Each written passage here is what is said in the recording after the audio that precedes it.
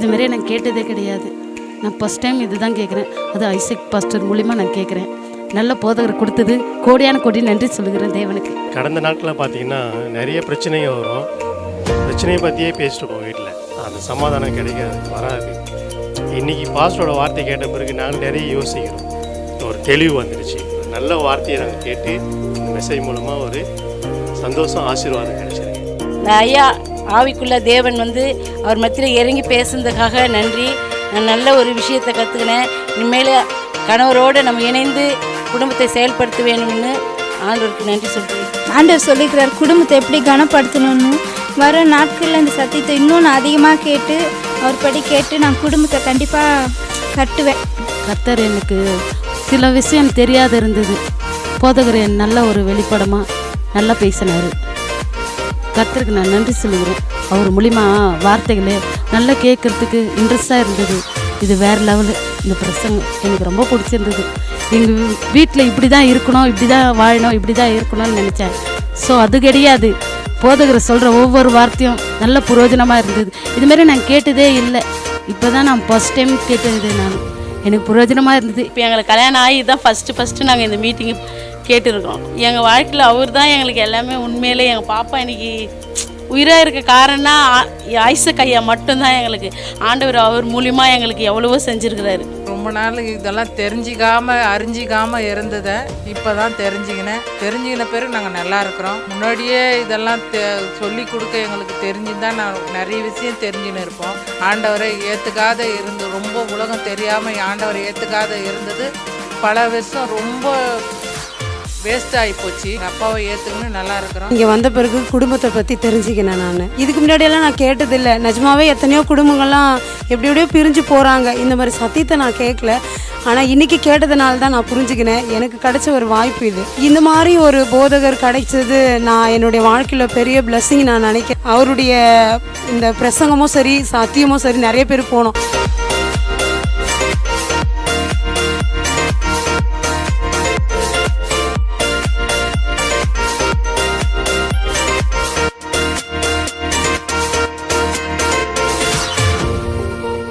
யோவான் 2வது அதிகாரம் 1வது வசனத்திலிருந்து 11வது வசனம் வரைக்கும் வாசிக்கிறேன். ரொம்ப ஃபெமிலியரான பேசேஜ், நமக்கெல்லாம் தெரிஞ்ச ஒரு சம்பவம் தான். இதுல இருந்து ஒரு சில காரியங்களை இன்றைக்கு சொல்லி உங்களை உற்சாகப்படுத்த விரும்புகிறேன். யோவான் 2:1-11 வரைக்கும். 3ஆம் நாளிலே கலிலேயாவில் உள்ள கானா ஊரிலே ஒரு கல்யாணம் நடந்தது. இயேசுவின் தாயும் அங்கே இருந்தாள்.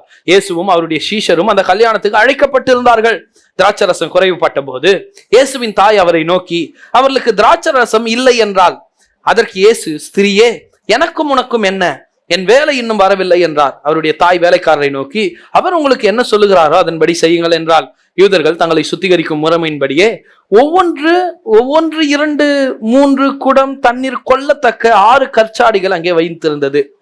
இயேசு வேலைக்காரரை நோக்கி, ஜாடிகளிலே தண்ணீரை நிரப்புங்கள் என்றார். அவர்கள் அவைகளை நிறைய நிரப்பினார்கள். அவர் அவர்களை நோக்கி, நீங்கள் இப்பொழுது மொண்டு பந்தி விசாரிப்புக்காரர் இடத்தில் கொண்டு போங்கள் என்றார். அவர்கள் கொண்டு போனார்கள். அந்த திராட்சரசம் எங்கிருந்து வந்தது என்று தண்ணீரை மொண்ட வேலைக்காரருக்கு தெரிந்ததே என்று பந்தி விசாரிப்புக்காரனுக்கு தெரியாததினால் அவன் திராட்சரசமாய் மாறின தண்ணீரை ருசி பார்த்த போது மணவாளனை அழைத்து, எந்த மனுஷனும் முன்பு நல்ல திராட்சரசத்தை கொடுத்து ஜனங்கள் திருப்தி அடைந்த பின்பு ருசி குறைந்ததை கொடுப்பான். நீரோ நல்ல ரசத்தை இதுவரைக்கும் வைத்திருந்தீரே என்றான்.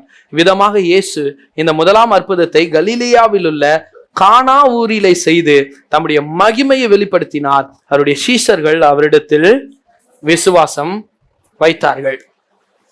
இன்னைக்கு வாழ்க்கையில சந்தோஷமே இல்லாமல் நம்ம இருக்கிறோம். பல பேரை பார்த்தீங்கன்னா வேலை இருக்கு, வருமானம் இருக்கு, எல்லாம் இருக்கு, ஆனா சந்தோஷம் இல்லை. டல்லாவே இருப்பாங்க, ரொம்ப ஒரு மாதிரி சோர்வாவே இருப்பாங்க. முகத்தை பார்த்தாலே தெரியலாம் சந்தோஷம் இல்லை. ஆனால் தேவன் நம் சந்தோஷமா இருக்கணும்னு விரும்புகிறார். அப்போஸ்தலனாகிய பவுல் பிலிப்பியருக்கு எழுதின நிருபத்தை எழுதும் போது ஜெயிலில் எழுந்து எழுதுறார். விசுவாசிகள் எழுதுறார். ஜெயிலில் இருக்கிற மனுஷன் எப்படி எழுதுறார் தெரியுமா? சந்தோஷமாயிருங்கள், சந்தோஷமாயிருங்கள் என்று மறுபடியும் உங்களுக்கு சொல்லுகிறேன் அப்படின்றார். பிலிப்பியர் நிருபத்துக்கு இன்னொரு டைட்டில் கொடுக்குறாங்க, சந்தோஷத்தின் நிருபம், எபிசல் ஆஃப் ஜாய், சந்தோஷத்தின் நிருபம். சந்தோஷம் என்பது ஜெயிலில் இருக்கிறோமா வீட்டில் இருக்கிறோமா அப்படின்றத பொறுத்து அல்ல. களி சாப்பிட்றோமா பிரியாணி சாப்பிட்றோமான்றதை பொறுத்து அல்ல. சந்தோஷம் நான் கடவுளுக்குள்ள இருக்கிறேன் என்பதை பொறுத்து இருக்கிறது. சந்தோஷம் கிறிஸ்தவ வாழ்க்கையினுடைய ஒரு பெரிய அடையாளம். சந்தோஷம் என்னது? கிறிஸ்தவ வாழ்க்கையினுடைய பெரிய அடையாளம். ஆவின் கனியோ அன்பு, சந்தோஷம். ஆவின் கனி என்ன? அன்பு. அடுத்தது சந்தோஷம். அப்புறம் நிறைய இருக்கு, சமாதானம், நீடிய பொறுமை, தயவு. சந்தோஷம் ஒரு ஆவின் கனி. இன்னைக்கு சந்தோஷமா இருக்கிற கிறிஸ்தவர்கள் நீங்க பார்க்க முடியாது. சில டினாமினேஷன் கிறிஸ்தவர்கள் இருக்காங்க, நல்ல பெரிய ஜிப்பாலாம் போட்டுக்கிட்டு ஒயிட் அண்ட் ஒயிட் மீசெல்லாம் வைக்க மாட்டாங்க. அதில் ஆளுங்க பயங்கரமா இருப்பாங்க. ஒயிட் அண்ட் ஒயிட், ஒரு கலரை நீங்க பார்க்க முடியாது. ஒரு பேட்ச் மட்டும் இருக்கும், இயேசுவின் ரத்தம் ஜெயம்னு ரெட் கலர்ல. அவங்கெல்லாம் பார்த்தீங்கன்னா உருந்தா இருப்பாங்க, எப்பவுமே ரொம்ப சீரியஸா இருப்பாங்க, இருப்பாங்க. அவங்க கிட்ட நீங்க பேசுறதுக்கு பயம் வரும், அப்படிதான் இருப்பாங்க. ஒரு சந்தோஷமா அவங்களுக்குள்ள இருக்காது. அது ஏன் அப்படின்னு தெரியல. ஆனா அந்த டினாமினேஷன்ல இருக்கிறவங்க எல்லாருமே அப்படிதான் இருப்பாங்க. குறையா சொல்ல வரல, அவர்களை பார்த்தாலே கிறிஸ்தவர்கள் தான் சந்தோஷம் இல்லாதவர்கள்ன்றது போல கணக்காகுது. ஆனா பைபிள் சொல்லுது கிறிஸ்தவர்களுக்கு பெரிய அடையாளம் என்ன தெரியுமா? நம்ம அந்நிய பாஷன்றோம், ஒயிட் அண்ட் ஒயிட்ன்றோம். இது எல்லாத்தையும் தாண்டி கிறிஸ்தவர்களுக்கு மிகப்பெரிய அடையாளம் என்ன தெரியுமா? சந்தோஷமா இருப்பது. எல்லாம் சொல்லுங்க, சந்தோஷமா இருங்க. பக்கத்துல சொல்லுங்க, சொல்லுங்க, நல்லா சந்தோஷமா இருங்க. சந்தோஷமா இருக்கிறது கிறிஸ்தவர்களோட பெரிய அடையாளம். அதனாலதான் எப்ப பார்த்தாலும் நீங்க கல்யாணமா இருக்கட்டும், காது குத்தா இருக்கட்டும், என்ன காரியமா இருக்கட்டும், ஒரு நல்ல பாட்டை பாடி கிறிஸ்தவர்கள் எல்லாத்தையும் ஒரு செலிப்ரேஷன் ஆக்குவாங்க. பாட்டை பாடுறதோ அதுக்கேற்ற பாட்டெல்லாம் இருக்கு. இன்னைக்கு கூட பாடினல்ல, குறையில்லையே குறையில்லையே மிகுந்த ஆனந்த சந்தோஷம் என் கர்த்தர். சந்தோஷம் கிறிஸ்தவ வாழ்க்கையினுடைய ஒரு பெரிய அடையாளம். ஆனால் துக்கமான விஷயம் என்னன்னா, கிறிஸ்தவர்கள் அந்த சந்தோஷத்தை பறிகொடுத்து இருக்கிறாங்க. சந்தோஷம் அவர்களுடைய அடையாளம், ஆனா அவர்கள் அடையாளத்தையே தொலைத்து இருக்கிறார்கள். ஏன் பிசாசு அடிக்கடிக்கு சீண்டி பார்க்கறான் தெரியுமா? ஏன்னா உங்க அடையாளத்தையே தொலைச்சிட்டீங்க. சில கம்பெனி சில எல்லா கம்பெனிக்குள்ள போனாலும் ஐடி கார்டு தேவை. ஐடி கார்டு தான். ஐடி கார்டுன்னா என்ன அர்த்தம்? அடையாள அட்டை. இந்த இந்தியாவில் வாழறோம்னா நமக்கு ஆதார்னு ஒரு அடையாள அட்டை என்ன பண்ணிருக்குது, கொடுக்கப்பட்ட ஆதார் அடையாள அட்டைன்னு போட்டிருக்கானா இல்லையா? ஐடி கார்டு கம்பெனி, இந்த கம்பெனியில இவர் ஸ்டாஃப், இவர் வேலை செய்யறவர் அப்படின்றதுக்கான அடையாளம். கிறிஸ்தவர்கள் என்பதுக்கான அடையாளம் என்ன தெரியுமா? என்ன ஆனாலும் சந்தோஷமா இருப்பார்கள். அவர்கள் சந்தோஷம் பொருளை சார்ந்து இருக்காது. சந்தோஷம் எதை சார்ந்து இருக்காது? பொருளை சார்ந்து இருக்காது. பொருள் இருந்தாலும் இல்லைனாலும் இவங்க எப்படி இருப்பாங்க? சந்தோஷமா இருப்பாங்க. அவர்கள் சந்தோஷம் உணவை சார்ந்து இருக்காது. உணவு இருந்தாலும் இல்லைனாலும் அவர்கள் சந்தோஷமா இருப்பாங்க. அவங்க சந்தோஷம் நபர்களை சார்ந்து இருக்காது, ஆளை சார்ந்து இருக்காது. ஹலோ, யாராவது வரலன்னா உடனே தொங்கிடும். போன் எடுக்கலன்னா அப்படியே டல் ஆயிடும். வீட்டுல இருக்கிறவங்க சரியா பேசலன்னா அப்படியே கவுந்துடுறது. இல்ல, அவங்க சந்தோஷம் ஆளை சார்ந்து இருக்காது. ஆள் இருந்தாலும் இல்லைனாலும் பேசலனாலும் அவங்க சந்தோஷம். ஏன்னா அவங்க சந்தோஷம் எதை சார்ந்து இருக்கிறது? அவர்கள் சந்தோஷம் தேவனை சார்ந்து இருக்கிறது. சந்தோஷம் எதை சார்ந்து இருக்கிறது? தேவனை சார்ந்து இருக்கிறது. சொல்றாரு, உங்கள் சந்தோஷம் நிறைவாயிருக்கும்படி நான் உங்களுக்கு கொடுக்கிறேன் இயேசு. கேளுங்கள், உங்கள் சந்தோஷம் நிறைவாயிருக்கும்படி பெற்றுக் கொள்வீர்கள் அப்படின்றார். சந்தோஷம் நிறைவா இருக்கும்படி அவர் கொடுக்கிறார், சந்தோஷத்தை கொடுக்கிறார். சந்தோஷத்தின் தேவன் நம்முடைய பிள்ளைகளுக்கு சந்தோஷத்தை கொடுக்கிறார். சொல்லுங்க, சந்தோஷத்தின் தேவன் எனக்கு சந்தோஷத்தை கொடுக்கிறார். சொல்லுங்க, எல்லாம் சந்தோஷத்தை கொடுக்கிறார். சந்தோஷமா சொல்லுங்க, சந்தோஷத்தை கொடுக்கிறார். ஹல்லேலூயா, ஆமென். அவரை சார்ந்து இருந்ததுன்னா பக்கத்துல இருக்கிற ஆள் பேசினாலும் சந்தோஷம் கூடவோ குறையவோ இருக்காது. அவங்க பேசலன்னா சந்தோஷம் குறையறதும், பேசினா சந்தோஷம் அப்படி இருக்காது. சந்தோஷம் கர்த்தரை சார்ந்து இருக்குது. அதனால நான் கூட யாராவது வந்தாலும் இல்ல தனியா வந்தா கூட நான் பாட்டுன்னு சந்தோஷமா வருவாங்க. நான் தனியா இருந்தாலும் சந்தோஷமா இருப்பேன். ஏன்னா என் சந்தோஷம் யாரை சார்ந்து இருக்குது? கர்த்தரை சார்ந்து இருக்கிறது. உங்க சந்தோஷம் கர்த்தரை சார்ந்து இருந்ததுன்னா சேஃபா இருப்பீங்க நீங்க. உங்க சந்தோஷம் ஆளையோ பொருளையோ சார்ந்து இருந்ததுன்னா ரொம்ப கஷ்டம். குழந்தைங்களை பார்த்தீங்கன்னா, குழந்தைங்களுக்கு சந்தோஷமே பொருள் தான். சாக்லேட் வாங்கி வந்து கொடுத்தீங்கன்னா அவளுக்கு சந்தோஷம். கொடுக்குற மாதிரி கொடுத்து பிடிங்கினீங்கன்னா என்ன ஆகும்? அவன் சந்தோஷமே கெட்டுடும். பொருளை சார்ந்திருந்தா அப்படிதான், ஆளை சார்ந்திருந்தாலும் அப்படிதான். சில உணவுகளை சார்ந்திருந்தா எதிர்பார்த்து வரீங்க, வாசனையை பார்த்து நீங்க பிரியாணின்னு கணக்கு போட்டீங்க, உள்ள வந்து பார்த்தா தக்காளி சட்னி.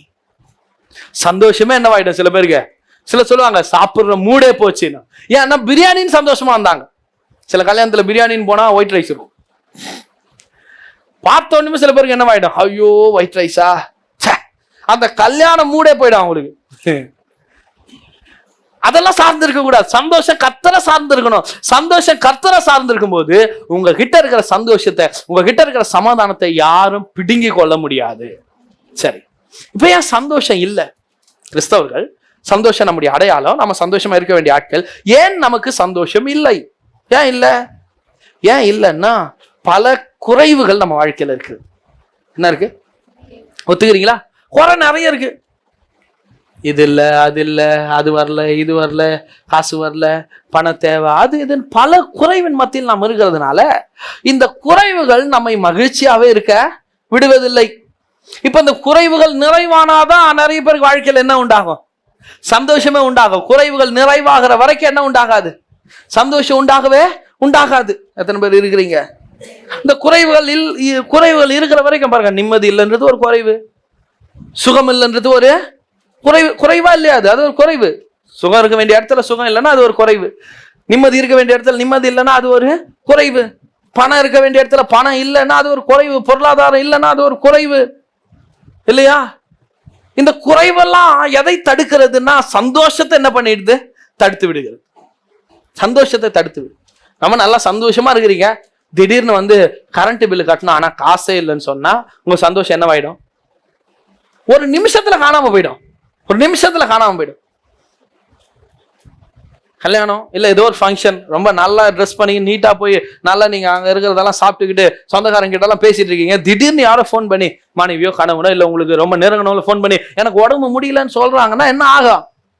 உடம்பு முடியலன்னா நான் என்ன பண்றதுன்னு வைங்களா, அந்த சந்தோஷமே போயிடும். அந்த போட்டு அந்த புது துணி இந்த போட்ட சந்தோஷம், உறவினர்களை பார்த்த சந்தோஷம், எல்லா சந்தோஷமா போயிடும் பாருங்க. ஒரு நிமிஷத்துல காணாம போயிடும். குறைவுகள் நம்முடைய சந்தோஷத்தை பறிக்கிறது. குறைவு என்ன பண்ணுது? நம்முடைய சந்தோஷத்தை பறிக்கிறது. அப்ப குறைவு மாறினா என்ன வந்துடும்? வருமா வராதா? நீங்க சொல்லுங்க, வருமா வராதா? கண்டிப்பா. குறைவு மாறுச்சுன்னா குறைவுக்கு ரீப்ளேஸ்மெண்ட் தான் என்னது? சந்தோஷம். குறைவு மாறினா சந்தோஷம் வரும். குறைவு எப்படி மாறுது? குறைவு எப்படி மாறும்? சரி, குறைவு எப்படி மாறும்னு பாக்குறதுக்கு முன்னாடி இந்த குறைவுக்கு யார் காரணம்னு பார்க்கலாம். குறைவுக்கு யார் காரணம்? சிம்பிளா சொல்லுங்க, குறைவுக்கு யார் காரணம்? நானே தான் காரணம் ஏன்றீங்களா? அதுவும் நல்ல பதில் தான். நாமளே கூட பல நேரத்துல காரணமா இருக்கிறோம். ஆனா முக்கியமான ஒரு காரணம் இருக்கிறது. யோவான் 10:10. யோவான் 10:10. இதெல்லாம் அதிகாரம் சொன்னவனே சொல்ல தேவையில்லையா? பைபிளியா பரட்டணும். திருடன் திருடவும் கொல்லவும் அழிக்கவும். யார் அந்த திருடன்? பிசாசு. அவனுக்கு வேலை என்ன? திருடுறதும் கொல்றதும் அழிக்கிறதும் தான் அவனுடைய வேலை. சுகத்தை திருடி இருக்கிறான், அதனால இங்க வியாதி.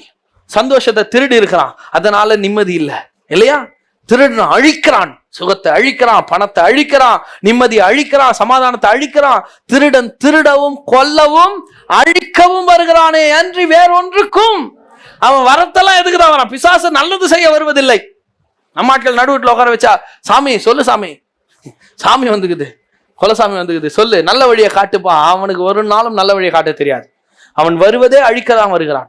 அவன் வருவதே கொல்லுவதற்காகத்தான் திருடன் திருடவும் கொல்லவும் அழிக்கவும் வருகிறான் என்று வேறொன்றுக்கு வரான். சொல்லிட்டு அடுத்த வசனம் இயேசு சொல்றார் 11. நானோ 10:10 3வது வரி பாருங்க. நானோ அவைகளுக்கு ஜீவன் உண்டாயிருக்கவும் அந்த ஜீவன் பரிபூர்ணப்படவும் வந்தேன் சொல்றாரு. நான் ஜீவன் உண்டாயிருக்க வந்திருக்கிறேன். நான் திருடன் கிடையாதுப்பா. திருடன் எப்படி வரானா? வசனம் சொல்லுது, ஆடுகளுடைய தொழுவத்துல திருடன் சுவரேறி குதிச்சு வரானா. இவர் சொல்றாரு, நான் மெய்ப்பன், நல்ல மெய்ப்பன், நான் வாசல் வழியாய் வருகிறேன். அவர் திருடன் கிடையாது, திருடுறதுக்கு வரல. அவர் நம்ம வாழ்க்கையை மாத்த வர்றார், வாழ்க்கையில சந்தோஷத்தை கொடுக்க. நானும் அவைகளுக்கு ஜீவன். எவைகளுக்கு? இந்த திருடனாகிய பிசாசு எதையெல்லாம் நம்ம கிட்ட இருந்து திருடினானோ, சந்தோஷத்தை திருடினா, சமாதானத்தை திருடினா, நிம்மதியை திருடினா, பணத்தை திருடினா, ஆமென், வீண் செலவு, ஹாஸ்பிட்டல் செலவு, இதெல்லாம் பிசாசு பணத்தை திருடி இருக்கான்னு அர்த்தம். காணாம போயிடுச்சு, மறந்துட்டேன், ஃபைன் கட்டினேன், பெனால்டி போட்டான் இல்லையா? நடக்குது தானே. நானே ஒய்ஃபை பில்லு 2 மாசம் மறந்து விட்டேன். அது பாட்டுன்னு அடிச்சுன்னு இருந்தது. நான் ஏதோ கல்யாண பீஸில் விட்டேன், எடுத்து பார்த்தா அது எக்கச்சக்கமா வந்துருக்குது. என்னன்னு கேட்டா பெனால்டி. ஏன் மறந்த? கட்டி தான் என்ன பண்ணோம். பிசாசுடைய வேலையை என்னமா? திருடுறதும் அழிக்கிறதும் கொல்றதுமா. எங்கெல்லாம் பிசாசு திருடி இருக்கிறானோ, எங்கெல்லாம் அவன் கொலை செய்திருக்கிறானோ, கொலைன்னா வாழ்க்கையை அழிச்சிருப்பான், எங்கெல்லாம் அவன் கொள்ளையாடி கொண்டு போயிருக்கிறானோ அந்த இடத்துல எல்லாம் ஜீவனை உண்டாக்கும்படி இயேசு உலகத்தில் வந்தார். இயேசு என் உலகத்துல வந்தால் ஜீவன். நானும் அவைகளுக்கு, அவைகள்னா யாருக்கு? யாரெல்லாம் பிசாசாலே நஷ்டத்தையும் அழிவையும் சாவையும் வேதனையும் அனுபவிக்கிறார்களோ அவர்களுக்கெல்லாம் ஜீவனை கொடுக்க இயேசு இந்த உலகத்தில் வந்தார். ஆமென். நல்லா கவனிங்க. எங்கெல்லாம் சந்தோஷம் இல்லாத நிலைமையை பாக்குறீங்களோ அங்கெல்லாம் பிசாசு திருடி இருக்கிறான்னு அர்த்தம். எங்கெல்லாம் நிம்மதி இல்லாத ஒரு சூழ்நிலையை பார்க்கிறீர்களோ, வியாதியை பார்க்கிறீர்களோ, அங்கெல்லாம் பிசாசினுடைய கைவண்ணம் இருக்குதுன்னு அர்த்தம். ஆனா பயப்பட தேவையில்ல. அந்த பிசாசின் கைவண்ணம், அவன் கையை வைத்து கலைத்த, அழித்த, திருடி கொண்ட எல்லாவற்றுக்கும் ஜீவனை உண்டாக்க இயேசு இந்த உலகத்துல வந்தார். சொல்றார், நானும் அவைகளுக்கு ஜீவன் உண்டாயிருக்கு, அந்த ஜீவன் பரிபூர்ணப்பட. அப்படின்னா என்ன அர்த்தம்? அந்த குறைவை மாற்றி, அந்த நிம்மதி இல்லாத சூழ்நிலையை மாற்றி, அந்த பண பிரச்சனையை மாற்றி, அதுல இருந்து அவர்களுக்கு ஒரு பெரிய விடுதலை, ஒரு பெரிய ஆசீர்வாதத்தை கொடுக்கும்படியாக இந்த உலகத்துல வந்தேன்ற. ஆமென். ஜீவனை கொடுக்கவும் அந்த ஜீவன் பரிபூர்ணம். நான் அந்த ஜீவனை பத்தி கொஞ்ச நாளைக்கு முன்னாடி பேசணும். ஜீவன்னா என்ன? ஜீவன் வருது பாருங்க இங்க, ஜீவன் பரிபூர்ண ஜீவன் சொல்றாங்க. Abundant life. அபண்டன்ட் லைஃப்னா என்ன? அந்த வார்த்தை ஜீவன்ற வார்த்தை எங்க இருந்து வருது? ஜோயேன்ற ஒரு வார்த்தையில இருந்து வருது. ZOE ஜோயேன்ற வார்த்தையில இருந்து வருது. ஜோயேன்னா என்ன அர்த்தம்? கிரேக்க வார்த்தை ஜோயேன்னா என்ன அர்த்தமா? God kind of life. என்னது? God kind of life. கடவுள் வாழுகிற ஒரு விதமான வாழ்க்கை. கடவுள் வாழறாரு பாருங்க, அந்த ரகமான வாழ்க்கை. ரகம் தெரியல, ரகம் கேள்விப்பட்டிருக்கீங்க. இது என்ன ரகம் சொல்லுவாங்க, அரிசியை பத்தி பேசும்போதெல்லாம் சொல்லுவாங்க, இது என்ன ரகம்.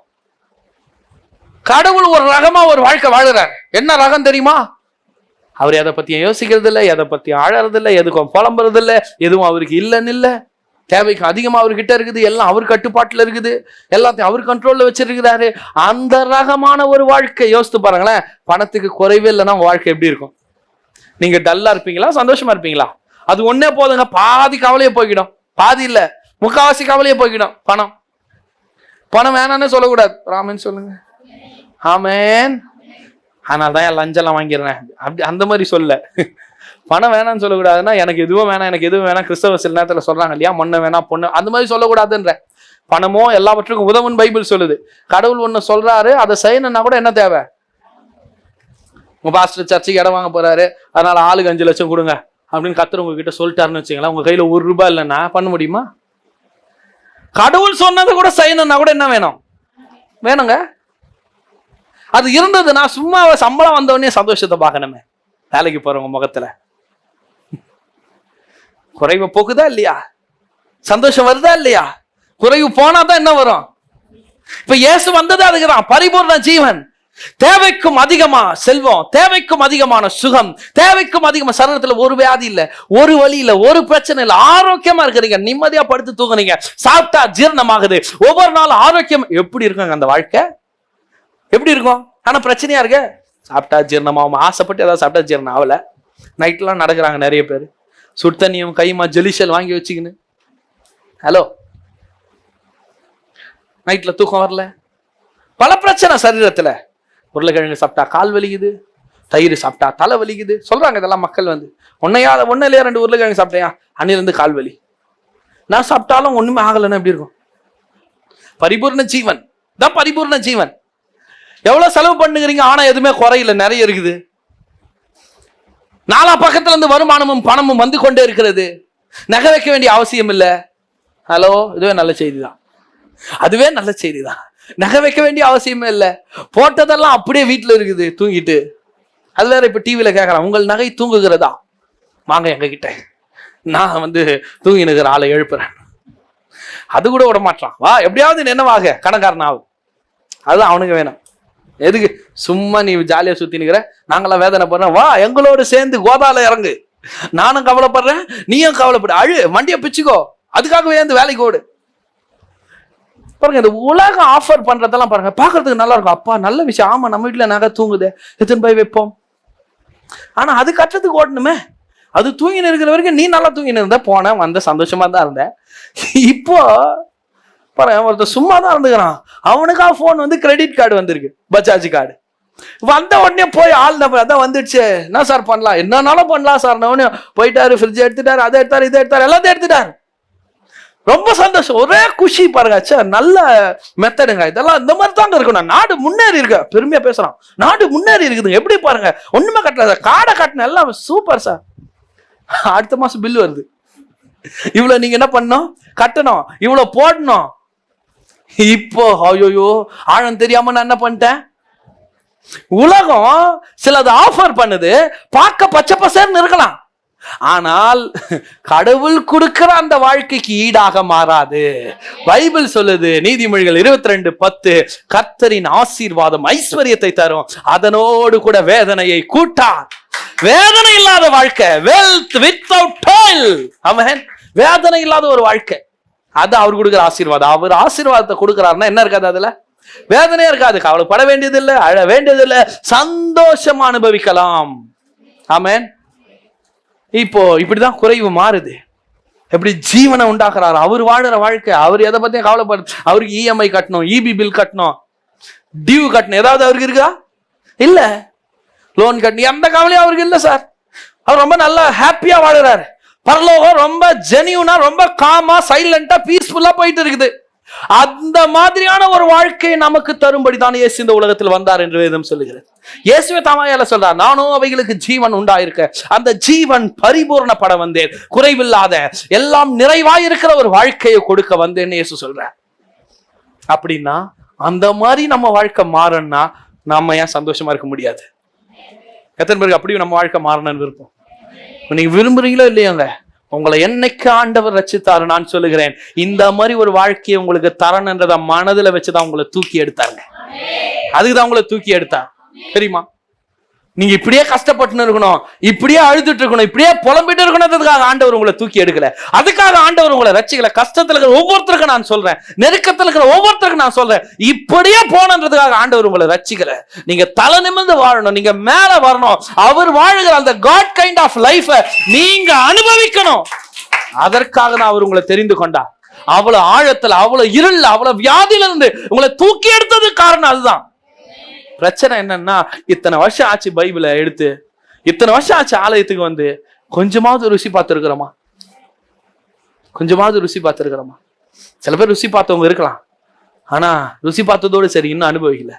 நான் சொல்லுகிறேன், நீங்கள் அனுபவிக்கணும். நீங்கள் ருசி பார்த்ததோடு மத்த நீங்கள் அனுபவிக்கணும். குறையில்லாத வாழ்க்கையை நீங்கள் அனுபவிக்கணும். எல்லாம் நிறைவாயிருக்கிற வாழ்க்கையை நீங்கள் அனுபவிக்க வேண்டும். ஏன்னா அது நம்முடைய உரிமை, பிறப்புரிமை. எப்படி அப்பா சொத்து எனக்கு சொந்தம், ஏன் சொந்தம்? அப்பா சொத்து பிள்ளைக்கு சொந்தம், ஏன் சொந்தம்? ஏன்னா அவர் வயித்துல பிறந்துட்டான். பிறப்புரிமை, அது பர்த் ரைட். எல்லாம் சொல்லுங்க, பர்த் ரைட். நான் சொல்லுகிறேன், ரட்சிக்கப்பட்டு ஞானஸ்தானம் எடுத்ததுனால ஆசீர்வாதமாய், குறைவில்லாமல், சந்தோஷமாய் வாழ்வது உங்களுக்கு அது உங்க கடமை இல்ல, அது உங்களுக்கு கிடைச்ச பாக்கியம் இல்ல, ஸ்லாக்கியம் இல்ல, அது உங்க பர்த் ரைட். நான் சொல்றேன், அது உன் தலையெழுத்து.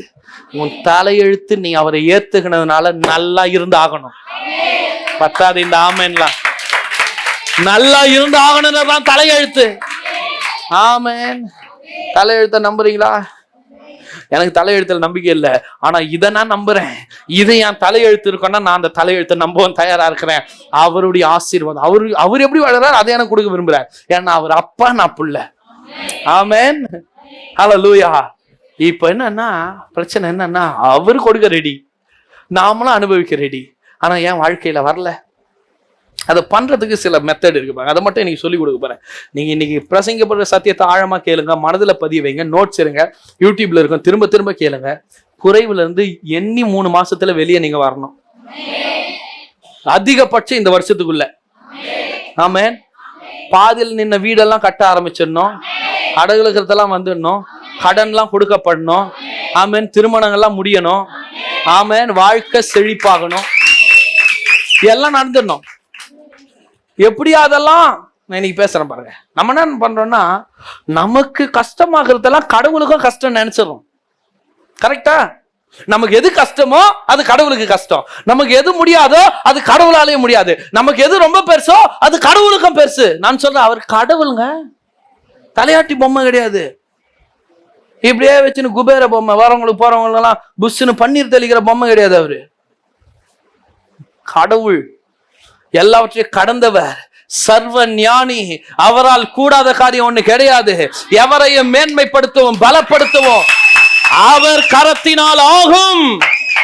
பைபிள் சொல்லுது, ஐஸ்வர்யமும் கனமும் அவர் கையில இருந்து வருதான். அவர் நினைச்சா ஒருத்தனை தூக்கி உட்கார வைப்பாரு, அவர் நினைச்சா அங்க உட்காந்து நீ எல்லாரையும் கொடுமையை ஆள்றவனை கீழே இறக்கி உட்கார வைப்பாரு. எவரையும் மேன்மைப்படுத்துறதும் பலப்படுத்துறதும் அவர் கரத்தினால் ஆகும். சாலமோன் சொல்றான், தேவரீர் வல்லமையும் சத்துவமும் உம்முடைய கரத்தில் இருக்கிறது.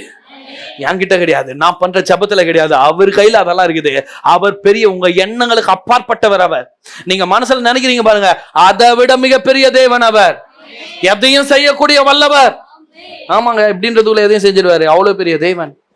உங்களுக்கு பெரிய விஷயம்னா அவருக்கு பெரிய விஷயம்லாம் இல்லை. அவருக்கு அது ரொம்ப சப்ப மேட்ரு. சொல்ல போனா ரொம்ப சப்ப மேட்ரு. அதெல்லாம் அப்படியே அசால்ட்டா முடிச்சுட்டு போயிடுவார். ஆமேன். அதுல ஒரு அற்புதம் தான் இந்த கானா ஒரு கல்யாணம். எப்படி மாத்தினாருன்றத பார்க்க போறோம். அப்படிதான் மாத்த போறாரு நம்ம வாழ்க்கையை. ஆமேன். இது நமக்கு தெரியும் இல்லையா? கானா ஒரு கல்யாணத்துல என்ன நடந்தது? திராட்சரசம் குறைவுபட்டது. இயேசு என்ன பண்ணாரு? இது அப்படியே ஆர்டர் பிரகாரம் பார்க்கணும். கானான்றது ஒரு ஊரு, அங்க கல்யாணம் நடக்குது. கலீலியாவில் அந்த கானா ஊர் இருக்கு. கானான் இல்ல, கானா. கானா ஊர் வேற, கானான் தேசம் வேற. இந்த கானா ஊர்ல நடக்கிற அந்த கல்யாணத்துக்கு இயேசுவும் அவருடைய சீஷரும் அழைக்கப்பட்டிருந்தார்கள். இதுதான் இன்னைக்கு நம்ம கத்துக்க வேண்டிய ஒரு சத்தியம். திருமணத்துக்கு அழைத்திருந்தாங்கன்னா என்ன அர்த்தம்னா, அவங்க வாழ்க்கைக்குள்ள அவரை அழைத்திருந்தார்கள். என் கேள்வி, குடும்ப கருத்தருக்கு வந்திருக்கீங்களே, உங்க வாழ்க்கைக்குள்ள இயேசுவை அழைத்திருக்கிறீர்களா? இயேசுவை எனக்கு தெரியும், நான் அவர்கிட்ட பேசுறேன், நான் பைபிள் எல்லாம் ஓகே. அவர் உங்க வாழ்க்கையில இருக்கிறாரா? அவர் உங்க வாழ்க்கையில இருக்கிறாரா? ஆமென். அழைப்பு ரொம்ப முக்கியம். நம்ம ஆண்டவர் கூட ரொம்ப டீசென்டான தேவன். இதோ வாசற்படியில நின்று தட்டுகிறேன், ஒருவன் என் சத்தத்தை கேட்டு கதவை திறந்தால் நான் என்ன பண்றேன்? உள்ள வந்து பிரவேசித்து அவனோடு போஜனம் பண்ணுவேன், அவனும் என்னோடு போஜனம் பண்ணுவான். திறக்கலன்னா கிளம்பிடுவாரு. தேவனுக்கு அழைப்பு கொடுக்கணும். ரட்சிக்கப்படும் போது கூட எந்த மனுஷன் ரட்சிக்கப்படுறான் தெரியுமா? ஞானஸ்நானம் எடுத்தவர்களாம் ரட்சிக்கப்படுவதில்லை. நான் தான் பாவி என்பதை உணர்ந்து இருதயத்தை திறந்த ஆண்டவரே, எனக்குள்ள வந்து என் பாவத்தை மன்னியும் ஆண்டவரே, என்ன உங்களுடைய பிள்ளை ஆக்கும் ஆண்டவர்னு அவருக்கு இன்விடேஷன் கொடுக்குற மனுஷன் தான் ரட்சிக்கப்படுகிறான். அப்படிதான் வாழ்க்கை சீர்படணும்னு நினைக்கிறவங்க, முதலாவது என் குடும்பத்துல நீங்க தலையிடுங்க ஆண்டவரே, என் வாழ்க்கைக்குள்ள நீங்க வாங்க ஆண்டவரே, கணவன் மனைவி எங்க நடுவுல நீங்க இருங்க ஆண்டவரே, பிள்ளைகள் பெற்றோர் எங்க நடுவுல நீங்க இருங்க ஆண்டவரே. இயேசு இந்த வீட்டின் தலைவர்னு கல்வெட்டுல போட்டு வீட்டுக்கு எதிர ஒட்டி வச்சா பத்தாது. நிறைய கிறிஸ்தவங்க வீட்டுல அதான் இருக்குது. இயேசுவே இந்த வீட்டிற்கு யாரா இருக்காரு? தலைவர். வீட்டுக்குள்ள போய் பாருங்க, எல்லாம் அவங்கவுங்க இஷ்டப்படி நடக்கும். இயேசு இஷ்டப்படி ஒண்ணுமே நடக்காது. இயேசுக்கு இடமா இருக்காது. கல்வெட்டுல மட்டும்தான் அவர் தலைவர், மற்றதுல எல்லாம் இவங்க தான் தலைவர். ஆமென். உங்க வாழ்க்கையில அவர் அழைத்திருக்கிறீர்களா? இன்னைக்கு அவர் அழைங்க. நீங்க என் வாழ்க்கையில வாங்க சுவாமி. நீங்க வந்து நீங்க பல நேரத்துல யோசித்து பாருங்களேன், நான் அவங்களுக்கு ஜாம் பண்ண சரியாயிடுச்சு, நான் இவங்களுக்கு ஜாம் பண்ண சரியாயிடுச்சு, நான் அதை கேட்டா வந்துடுச்சு, ஆனா இந்த பிரச்சனை மட்டும் மாறலையே, எங்க வீட்டுல இருக்கிற பிரச்சனை மட்டும் மாறலையே. ஏன் தெரியுமா? நீங்கள் அவரை அந்த விஷயத்துல அனுமதிக்கல. நீங்க ஆண்டவருக்கு உங்க விஷயத்துல அனுமதி கொடுங்க. ஆமென். உங்க திருமண வாழ்க்கைக்குள்ள, அந்த குடும்பத்துக்குள்ள ஆண்டவரை அழைங்க. ஆண்டவரை என் குடும்பத்துக்குள்ள வந்து நில்லுங்க, எனக்கு என் கணவனுக்கும் சமாதானத்தை பெருக பண்ணுங்க, எனக்கு என் மனைவிக்கும் புரிதலை பெருக பண்ணுங்க, எங்களுக்கும் என் பிள்ளைகளுக்கும் நெருக்கத்தை, நான் அவங்க மேல வச்சு நிக்கிற அன்பை புரிய பண்ணுங்க ஆண்டவரை, விளங்க பண்ணுங்க ஆண்டவரை, எங்களுக்குள்ள ஒற்றுமையை தாங்க ஆண்டவரை, எங்களுக்குள்ள சுகத்தை தாங்க. கேட்டு பாருங்க, அவரை உள்ள அனுமதிங்க. இந்த கல்யாண வீட்டுக்கார் செஞ்ச நல்ல காரியம் என்ன தெரியுமா? இயேசுநாதருக்கு நோட்டீஸ் வச்சாங்க, அவருக்கு இன்விடேஷன் வச்சான். அவ்வளவுதான். அவன் பண்ண வேலை. அவனுக்கு தெரியாது திராட்சை ரசம் காலி ஆயிடும். எந்த கல்யாணத்துக்காரங்களுக்கு தெரியும் இதெல்லாம் காலி ஆயிடும்? யாருக்காவது தெரியுமா? எதிர்பார்க்கறது ஒண்ணு, நடக்கிறது ஒண்ணு. கரெக்டா? எல்லா கல்யாண வீட்டுல அதுதான். எனக்கு ரொம்ப பிடிக்குது, மாப்பிள்ளை பொண்ணுக்கே தெரியாது திராட்சை ரசம் காலின்னு, கல்யாண வீட்டுக்காரனு கூட தெரியாது. அவர் அறிந்திருக்கிறார். அவங்க நாலேஜுக்கே போல, மாப்பிள்ளை கிட்டயோ மாப்பிள்ளை வீட்டார்கிட்டயோ பொண்ணு வீட்டார்கிட்டயோ யாரோ விஷயம் தெரியுமா? நீ பாட்டு நீங்க நின்று போட்டோக்கு போஸ்ட் குத்துனுங்கிற, அங்க காலி ஆயெல்லாம். இன்னைக்கு எப்படி பீஸு பிரியாணிலாம் நமக்கு ரொம்ப முக்கியமோ, பீஸ் எல்லாம் பிரச்சனையே பண்றோம். பீஸுக்காக பிரச்சனை பண்ணவன் தான் அதிகம். அன்னைக்கு திராட்சை ரசம் அவ்வளவு முக்கியம். திராட்சை ரசம் தான் அவங்களுடைய, திராட்சை ரசம் வந்து சந்தோஷத்தின் அடையாளம். திராட்சை ரசம் சந்தோஷம் தான். பைபிள் சொல்லுது, மனம் கசந்தவனுக்கு திராட்சை ரசம் கொடு. ஏன்னா திராட்சை ரசம் வந்து என்ன பண்ணுமா? இருதயத்தை மகிழ்ச்சியாக்கி முகத்தை கலையாக்குமா. எப்படி? இருதயத்தை மகிழ்ச்சியாக்கி முகத்தை என்னவாக்கும்? கலையாக்கும் திராட்சை ரசம். அதனால யூதர்களுடைய எல்லா விருந்துகளிலும் திராட்சை ரசம் இருந்தது. எல்லா விருந்துலையும் சிம்பிளா ஒரு டின்னர்னா கூட திராட்சை ரசம் இருக்கும். கல்யாணத்துல திராட்சை ரசம் இல்லாம இருக்காது. கல்யாணத்துக்காக பல மாசத்துக்கு முன்னாடியே பதப்படுத்தி துருத்திகள்ல வைத்து அதை எடுத்து அப்படியே சாரை அவங்களா, நம்ம இன்னைக்கு வேக வச்சு பாயில் பண்ணி எடுக்கணும், சாரை மிக்ஸில போட்டு அடிச்சு எடுக்கணும், அதுவா வரணும், அப்படி எடுப்பான். இடித்து பிழியப்பட்ட திராட்சை ரசம் அந்த மாதிரி. அந்த டேஸ்ட்லாம் வரவே வராது, வேற லெவலில் இருக்கு. ஒரு முறை நாங்கள் ஆர்டினேஷன் வாங்கும்போது பெல்ஜியம்லேருந்து ஒரு அங்கேருந்து தான் பிஷப்புங்க வந்து ஆர்டினேஷன் கொடுத்தாங்க. அவங்க எட்டுன்னு வந்து கொடுத்தாங்க பாருங்க, ஒரு திராட்சை ரசம் மறக்கவே முடியாது. சும்மா ஒரு அவுன்ஸ் தான், அவ்வளோதான், அதுக்கு மேலே கொடுக்கல யாருக்கும். நாங்களாம் ஆர்டினேஷன் எடுத்ததுனால எங்களுக்கு ஒரு அவன்ஸு, எங்களுக்கு பின்னாடி எங்களுக்கு சொந்தக்காரெல்லாம் பார்க்க வந்திருந்தாங்க பாருங்க, அவங்களுக்கெல்லாம் அவன்ஸ் கூட இல்லை. அப்பத்தை எடுத்து திராட்சை ரசத்துல பிஸ்கெட் தொடுற மாதிரி தொட்டு வாய் ஆத்தோரு இந்தா போடு மூடிக்க போன்ட்டான். கேத்தலிக் ஃபாதர்ஸ் சும்மா ஃபாதர்களுக்கு மட்டும்தான் குடிக்கணுமா, அவங்க ஆர்சி சர்ச்சில் கூட அவங்கெல்லாம் அப்படிதான், ஃபாதர்ஸ் மட்டும்தான் குடிக்கணுமா, மற்றவங்களெல்லாம் தொட்டு போ ஆமேன்னு சொல்லு, ஆமேன் போயினாரு அப்படின்னு அனுப்பிவிட்டு. இன்னைக்கு வரைக்கும் அந்த மாதிரி எங்கேயாவது கிடைக்குமான்னு பார்க்குறேன், எங்கேயுமே கிடைக்கல. பியூர் அவ்வளோ நல்லா இருந்தது, அதை விட அதிகமாக இருந்திருக்கும்னு நினைக்கிறேன் இந்த திராட்சை ரசம். அதுதான் மகிழ்ச்சின்னு அடையாளமே. பொண்ணு மாப்பிள்ளைய போட்டோக்கு போஸ்ட் கொடுத்துன்னு இருந்திருப்பாங்கன்னு நினைக்கிறேன், டான்ஸ் ஆடின்னு அதை பண்ணு இருப்பாங்க. ஆனா இங்க ஒரு பெரிய குறை, பொண்ணு வீட்டுக்கு தெரியாது, மாப்பிள்ளை வீட்டுக்கு தெரியாது, பொண்ணுக்கும் தெரியாது, மாப்பிள்ளைக்கும் தெரியாது, குறைவை நிறைவாக்குகிறார். அழைச்சிங்கன்னா உங்க நாலேஜுக்கே தெரியாது, உன்னை எங்கெல்லாம் காப்பாற்றணுமோ அங்க எல்லாம் காப்பாத்துவார். எதெல்லாம் உன் தலை குனிவை ஏற்படுத்துகிற காரியமோ அந்த விஷயத்துல தான் கர்த்தர் உங்களை தப்புவிப்பார். ஆமென். சில பிரச்சனை எல்லாம் நாலேஜுக்கே வராது, ஆனா ஆட்டோமேட்டிக்கா அது முடிஞ்சிருக்கும், ஆட்டோமேட்டிக்கா அந்த பிரச்சனை முடிஞ்சிருக்கும். ஏன்னா இயற்கைக்கு அப்பாற்பட்ட ரீதியில காரியங்களை செய்கிற தேவன். ஹல்லேலூயா. ஆமென். ஒரு பாஸ்டர் இப்படி சொன்னார், இயேசு யூதர் தானே, அவர் கல்யாணத்துக்கு போயிட்டு அங்க என்ன பண்ணிருப்பாங்க, இன்னைக்கு நம்ம எல்லாம் கல்யாணத்துக்கு போனா என்ன பண்றோம், நம்ம ஊர்ல நடந்த கல்யாணம் 360 வச்சிடலாம் இல்ல, 360 வச்சு ஏறி நடுவில் நின்னுக்கிறான், நம்மளை சுத்தி வருது, நம்மளே சுத்தின மாதிரி போட்டோ வீடியோ எடுத்து கொடுக்குறான் இல்லையா. ஃபவுண்டன் சாக்லேட் வைக்கிறான், சாக்லேட் ஊத்துது, எடுக்கிறோம், தோடுறோம், சாப்பிட்றோம், போட்டோ எடுக்கிறோம். பொதுவாக போட்டோ எடுக்கிறது, அப்புறம் இந்த மாதிரி ஏதாவது இருந்தா விளையாடிட்டு சாப்பிட்டுட்டு வர்றது தான் இன்னைக்கு நம்ம கல்யாணங்கள்ல இருக்கிற ஒரு விசேஷம். யூதர்கள்லாம் நம்ம கல்யாணமா ஏத்துக்குவானே தெரியல. என்னையா 4 மணிக்கு ஆரம்பிக்கிறீங்க, 8 மணிக்கெல்லாம் முடிச்சிருங்க, இதெல்லாம் கல்யாணமாயான்னு கேட்பான். ஒன்றும் இல்லை, இந்த சவுத் சைடு போய் பாருங்க, மதுரை, இந்த திருநெல்வேலிலாம் போனீங்கன்னா என்னங்க கல்யாணம் நடக்குது உங்க ஊர்ல, சாயங்காலம் வச்சு சாயங்காலமே முடிச்சு அனுப்பிடுறீங்க. அவங்க ஊர்ல எல்லாம் காலையில ஆரம்பிக்கும், ஞாயிற்றுக்கிழமை சர்வீஸ் 9 மணிக்கு ஆரம்பிக்குது பாருங்க, அந்த மாதிரி காலையில பிரேக்ஃபாஸ்ட், அதுக்கப்புறமா 9 மணிக்கு மேல கல்யாணம் ஆரம்பிச்சு 12 மணிக்கு முடிச்சு அப்புறம் லஞ்சு கொடுத்து, அப்புறம் வந்து கொஞ்சம் சொந்தக்காரெல்லாம் போனதுக்கு அப்புறம் இன்னும் இருக்கிற சொந்தக்காரெல்லாம் சோறு போட்டு ஜெகஜோதியா நடக்கும். நான் ஒரு முறை குற்றாலத்துக்கு அடைக்கலப்பட்டினத்துக்கு ஒரு கல்யாணத்துக்கு போயிருந்தேன். என்ன ஒரு நாளைக்கு முன்னாடியே போயிட்டோம், போய் எல்லாத்தையும் சுத்தி பார்த்துட்டு கல்யாண வீட்டுக்கு போன உடனே சாப்பிட்டுன்றாங்க. வண்டியில இருந்து இறங்கின உடனே சாப்பிட்ற இடத்துக்கு தான் கூட்டின்னு போறாங்க. பேக் எல்லாம் இருக்குது, அதெல்லாம் உரமா வைங்க சாப்பிடுங்க. 15 இருந்து ஆரம்பிக்கிறான், எல்லாத்தையும் கொடுக்குறான்.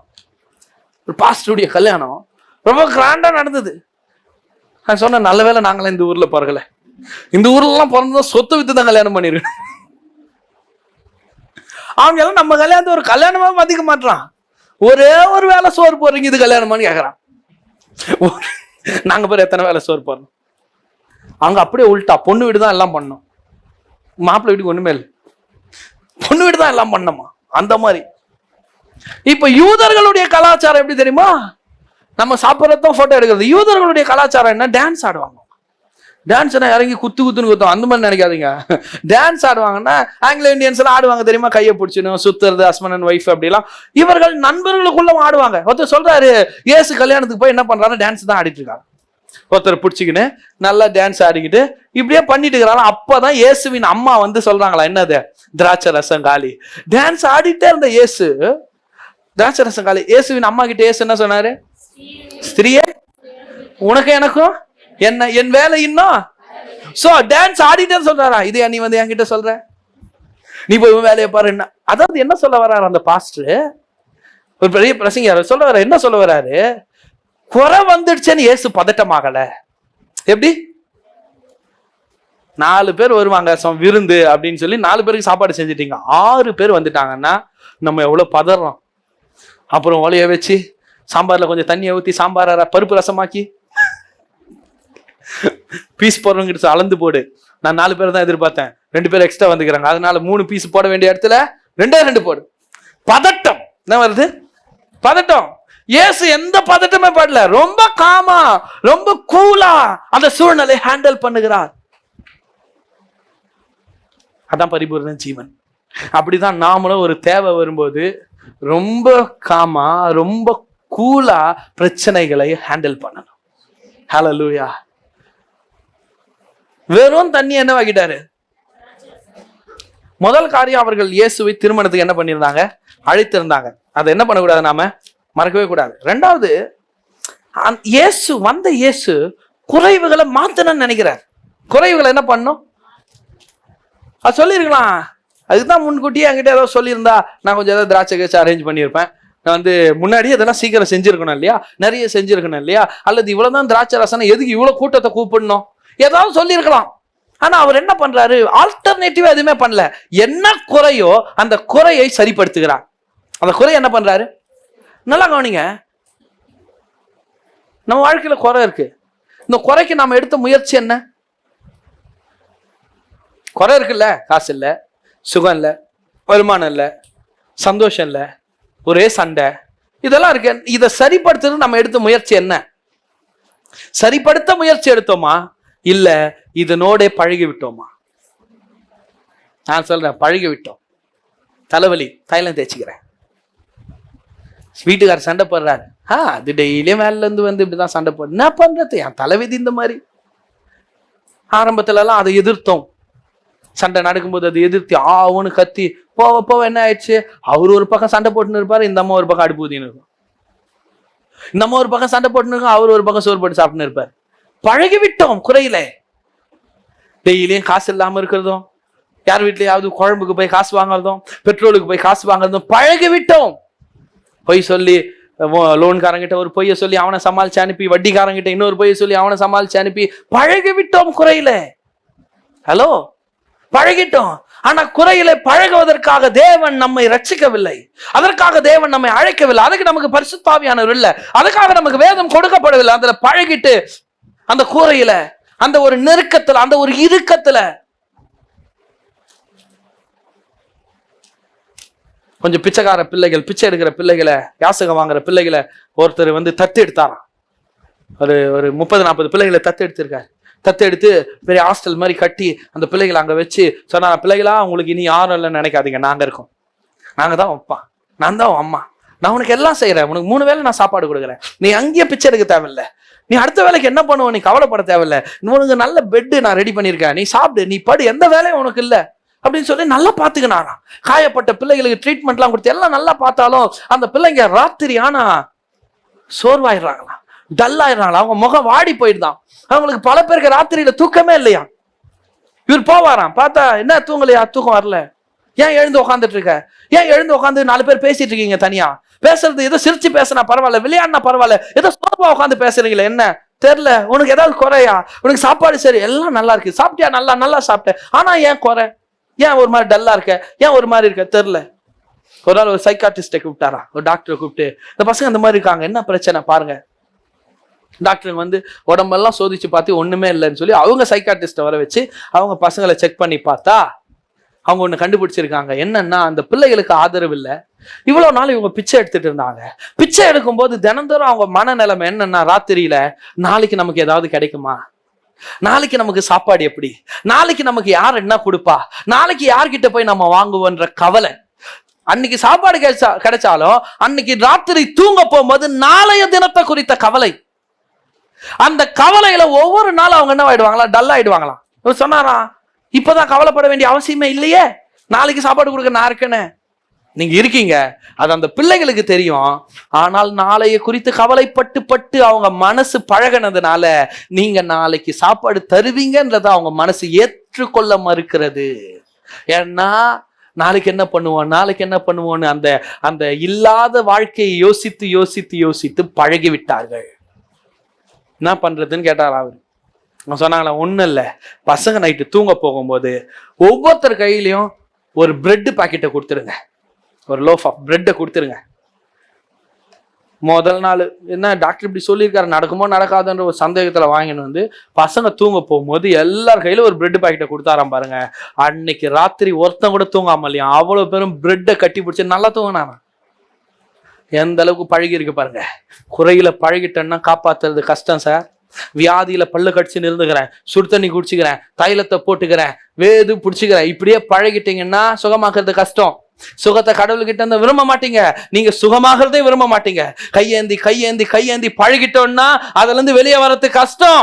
சண்டை போட்டு பழகிட்டோம்னா அதுல இருந்து வெளியே வரது கஷ்டம். எப்ப பார்த்தாலும் காலையில எழுந்த உடனே பிள்ளைகளை கரிச்சு சபிச்சு திட்டுறத பழகிட்டோம்னா அதுல இருந்து வெளியே வருவது கஷ்டம். இதெல்லாம் தரித்திரமான வாழ்க்கை. இதுல பழகக்கூடாது. தேவையில்லாத காரியத்துல பழகக்கூடாது. எத்தனை பேர் இருக்கிறீங்க? பழக்கங்கள் மோசமா இருக்கணும், மாத்தணும். ஆமென். ஆமா, மோசமான பழக்கங்களை மாத்தணும், தரித்திர பழக்கங்களை மாத்தணும். இதெல்லாம் எதிர்க்கணும். தேவனுக்கு கீழ்ப்படிந்தீர்கள், பிசாசுக்கு எதிர்த்து எல்லா தீமையும் பிசாசு கிட்ட தான் வருது. கையில காசு இல்லையா, சொல்லுங்க, ஆண்டவரே இந்த கையில காசு இல்லாத நிலைமையை நான் எதிர்க்கிறேன். நான் அப்படி இருக்க மாட்டேன். எனக்கு ஒரு வருமானத்தை ஏற்படுத்தும், என் கையில பணம் வந்து ஆகணும். ஆமென். அதை விரும்பணும். என்ன பண்றது? இல்ல, எத்தனை வாரம் பார்த்தேன், எத்தனை வாரம் வேலை இல்லையா, எதை கிடைச்சது அந்த ஆளு நம்ம பண்ணிட்டு வந்துட்டான், ஒன்றும் இல்லை. என்ன பண்றது? நாளைக்கு ஏதாவது பழகிடக்கூடாது. பழகிட்டீங்கன்னா லைஃபே விட்டுடுவீங்க. ஆமென். ஆமென். பக்கத்துல சொல்லுங்க, பழகி விடாதீர்கள். என்ன இதுக்குதான் எண்ணம் மாறணும். நம்ம என்ன நினைக்கிறோம்? நம்ம ஏன் பழகிட்டோம் குறையில? நம்ம ஏன் கையேந்தி மற்றவங்க கிட்ட வாங்கி ஏன் பழகணும்? ஏன் சண்டை நடக்கும்போது அசிங்கமா திட்டுறதையும் வாயில வர கண்ட வார்த்தைகளை ஏன் சகிச்சு பழகிட்டோம்? ஏன்னா நம்ம நினைச்சது இவ்வளவுதான் நம்ம லைஃப்னு நினைச்சிட்டோம். இவ்வளவுதான் நம்ம லைஃப், இவ்வளவுதான் நாம நினைச்சிட்டோம். நான் இன்னைக்கு சொல்றேன், யார் சொன்னது நீங்க இவ்வளவுதான்? வேதம் சொல்லுகிறது, உங்களை புழுதியிலிருந்து குப்பையிலிருந்து எடுத்து பிரபுக்களோட ராஜாக்களோட உட்கார வைத்து மகிமையுள்ள சிங்காசனத்தை சுதந்திரிக்க பண்ணுகிறார். உங்க வாழ்க்கையின் தரம் இது இல்லைங்க. உங்க அப்பாவை நம்பி இருக்கிற வரைக்கும் அப்படி இருந்திருக்கலாம். என்னைக்கு கர்த்தரை நம்பி வந்தீங்களோ அன்னைக்கு உங்க வாழ்க்கையின் தரத்தை அவர் உயர்த்தி இருக்கிறார். அதான் உங்க வாழ்க்கையின் தரம். ராஜாவாக்கி இருக்கிறார் பைபிள் சொல்லுது. வெளிப்படுத்தல் 1:6 வாசித்து பாருங்க. நம்மிடத்தில் அன்பு கூர்ந்து நமது பாவங்களார ரத்தத்தினாலே கழுவி பிதாவாகிய தேவனுக்கு முன்பாக, எங்க பிதாவாகிய தேவனுக்கு முன்பாக ராஜாக்களும் ஆசாரியர்களும் ஆக்கின அவருக்கு இன்றைக்கும் என்றைக்கும் சதா காலங்களிலும் மகிமை உண்டாவதாக. ராஜாக்களாக்கி இருக்கிறாரா? பிச்சை எடுக்கிற ஒரு வாழ்க்கை இல்ல, அடிமைதானத்தின் வாழ்க்கை இல்ல. நான் சாபத்தில் இருக்கக்கூடாதுன்னு அவர் சாபமானார், நான் தரித்திரத்தில் இருக்கக்கூடாதுன்னு அவர் தரித்திரமானார், நான் வியாதியில இருக்கக்கூடாது என்று அவர் வியாதியானார். அப்படின்னா நான் சுகமான், என் வியாதி அவர் சுமந்துட்டாரே. நான் ஆசீர்வதிக்கப்பட்டவன், ஏன்னா என் சாபத்தை அவர் எடுத்துக்கிட்டாரே. நான் ஐஸ்வர்யவான், ஏன்னா என் தரித்திரத்தை அவர் எடுத்துக்கொண்டாரே. காலெல்லாம் நிமிரணும், நல்லா நிமிந்து பாருங்க. ஆமென். இப்படி இருக்கிற ஆள் இல்ல. ஆமா, சிலதான் சொல்றதுக்கு தேவைப்படுது, அப்படி சொல்லணும், அப்பதான் விளங்கணும். ஆமென். என்ன பண்றது? ஒண்ணு இல்லாத ஆள் கிடையாது. ஒண்ணு இல்லாத ஆள்னு நினைச்சதுனாலதான் பழகிட்டோம். அந்த குறையிலேயே, அந்த கஷ்டத்திலே பழகி விட்டோம், அந்த தரித்திரத்திலே பழகிட்டோம். நம்மள மாதிரி ஆளு இந்த காணாவூர் கல்யாணத்துல இருந்திருந்தா, உடுப்பா வந்தவரே வந்துச்சுல, 4 பந்தி வந்துச்சுல, போதும் உடு, இதுக்கு அப்புறம் எதுக்கு திராட்சை ரசம், பேசிக்கலாம்ப்பா, சொல்லிக்கலாம்ப்பா. நான் ஒரு கல்யாணத்துக்கு போயிருந்தேன். சோறு காலி, பீஸு காலி, எல்லாம் காலி. அந்த கல்யாண வீட்டில் நடத்துகிற ஒரு 4-5 பேர் லைனாக நின்று, மனுஷங்க கொஞ்சமாக போட்டாங்கங்க, நாங்கள் எதிர்பார்த்த ஆளுங்க வேறங்க, இங்கே வந்தவங்க வேறங்க, எல்லாருக்கிட்டே ரீசன் சொல்லுங்கிறான் பாருங்க. பார்க்கறதுக்கே பரிதாபமாக இருந்தது. இப்போ கொஞ்ச நாளுக்கு அப்புறம் அவங்கள சந்திச்சு அப்போ சொன்னேன், நான் ஆசீர்வாதத்துக்காக ஜெபம் பண்ணியா, ஆசீர்வாதத்துக்காக ஜெபம் பண்ணு. எத்தனை பேர்கிட்ட இப்படி நீ சொல்லி நிற்ப? எத்தனை பேர்கிட்ட ரீசன் சொல்லிருப்ப? நீ ரீசன் சொன்னா அவன் போயிடுவான். அவனே கல்யாணத்தில் சந்தோஷமா இருக்கணும்னு வரான். அவனை எம்டி ஸ்டமக்கோட அனுப்புனா திட்டுன்னு போக மாட்டான். கல்யாணம் பண்ணாம பொல்லாத கல்யாணம். நீங்களும் திட்ட மாட்டீங்க. ஆமென். விசுவாசியே திட்டம். நான் கல்யாணம் பண்ணான், ஒரு பிடி சோறு போடல, அவன் இன்னும் சும்மா கொஞ்சோண்டு செஞ்சு வச்சுட்டு ஊரே கூப்பிட்டான். பேசுவாங்க. ஏன்னா அது புத்தி அந்த மாதிரி. அதுக்குதான் எண்ணங்கள் மாறணும். நான் இப்படி வாழ்கிறவன் அல்ல, நான் கீழே இருக்கிறவன் கிடையாது, நான் நெருக்கத்தில் இருக்கிறவன் கிடையாது. இதெல்லாம் பிசாசு கொண்டு வந்து என் வாழ்க்கையில விதைச்ச பொய்யான விதை. ஆமே. ஹல்லேலூயா. ஒருத்தவங்க சொன்னாரு, நம்ம ஊர்ல இந்த முள்ளு மரமே இல்லைன்னாரு. முள்ளு மரமே இல்லை, எங்கிருந்தோ வந்தவர்கள் தான் இந்த முள்ளு மரத்தெல்லாம் எத்தனை வந்து என்ன பண்ண அந்த விதையெல்லாம் போட்டாங்க அப்படின்னு. அது உண்மையா, எந்த அளவுக்கு உண்மை பொய்ன்றது தெரியல. ஆனா நினைச்சு பாக்குறேன், ஒருவேளை இந்த முள்ளு மரம்லாம் இல்லைன்னா எப்படி இருக்கும்? எந்த இடத்த காலியா விட்டாலும் வந்துடுது வேலையங்கத்தா முள்ளு தானே. சும்மா சொல்றேன்னு தண்ணி ஊத்துறது இல்லை, யாரும் தட்டி அடிக்கிறது இல்லை, வேலிப்பா ஒன்றும் அது வாட்டுன்னு வளருது. அது ஆக்கிப்பை பந்து அந்த இடத்த. நம்மால அந்த முள்ளு மரத்தை விட ரொம்ப கெட்டிக்காரன், அதையும் வித்து காசாக்குவான். வெத்தலை வச்சு பித்தளை எடுக்கிறது, இது எதுவுமே இல்லாம இவர் பித்தளை எடுப்பாரு. தானா வாழ்ந்த மரத்தை கூட வெட்டி ஒரு டன் ஏற்றி பரவாயில்ல, தப்பு இல்லைன்ற, ஏன்னா பூமி கொடுக்குது. ஆமேன். அது விட்டா வேஸ்டாக தான் போவோம். அது ஒன்றும் நல்ல கெட்டிக்காரர்கள். ஆனால் யோசித்து பாருங்களேன், அந்த முள்ளெல்லாம் விளையாம அந்த இடத்தெல்லாம் ஒரு ஆப்பிள். சரி, அவ்வளோ தூரம் யோசிக்க வேணாம். ஒரு மாமரம் எப்படி இருக்கும்? பூஞ்சோலையா இருக்கும்ல. பிரியமானவர்களே, நம்ம வாழ்க்கையில இந்த மாதிரி முள்ளுகளை பிசாசு கொண்டு வந்து விதைச்சிருக்கான்.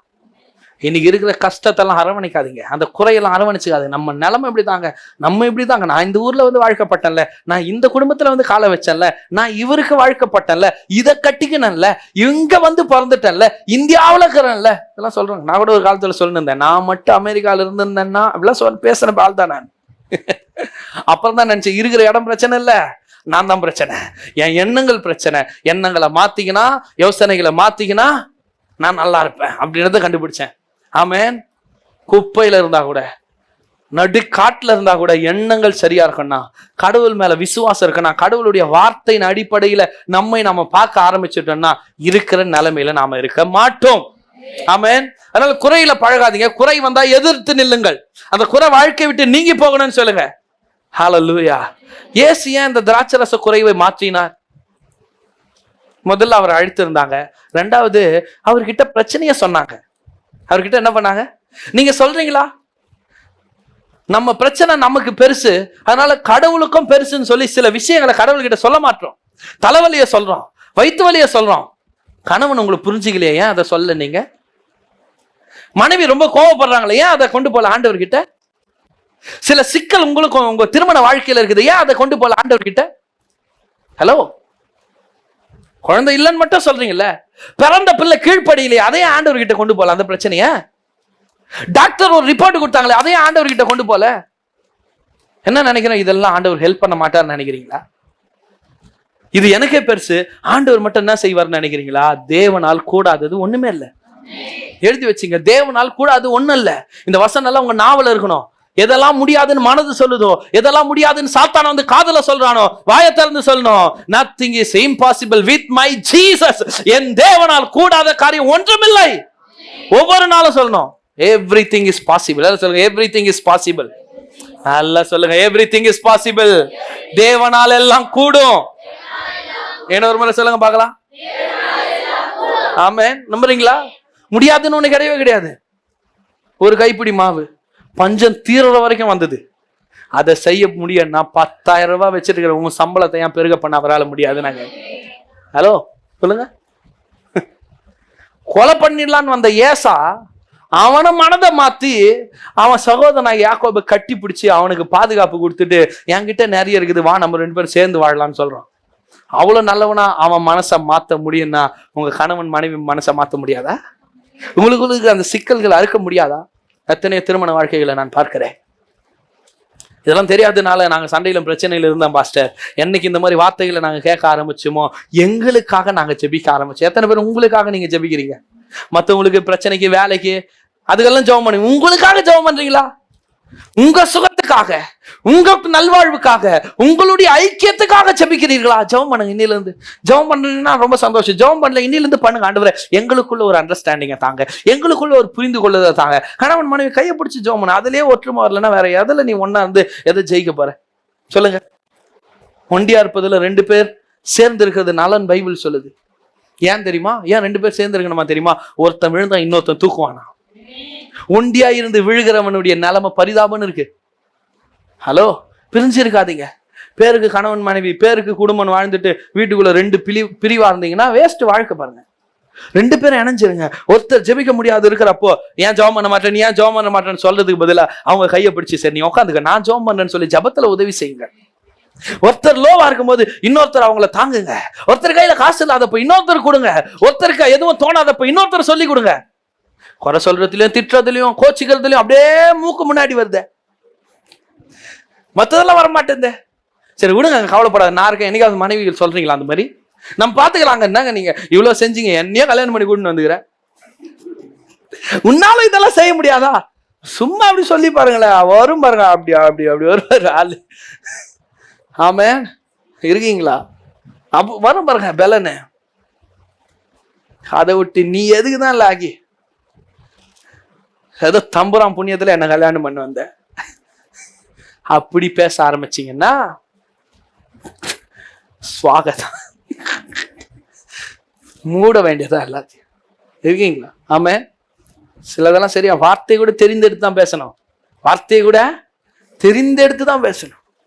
ஜிம்மில் போனீங்கன்னா அங்கே ஒரு ட்ரெயின் இருப்பான், பின்னாடியே நின்று இருப்பான். நீங்கள் ஒர்க் அவுட் பண்ணும்போது பார்த்தீங்கன்னா அவனுக்கு தெரியும் இவரால் இவ்வளோ வெயிட்டு தூக்க முடியாதுன்னு. ஆனால் அவன் என்ன பண்ணுவான் தெரியுமா?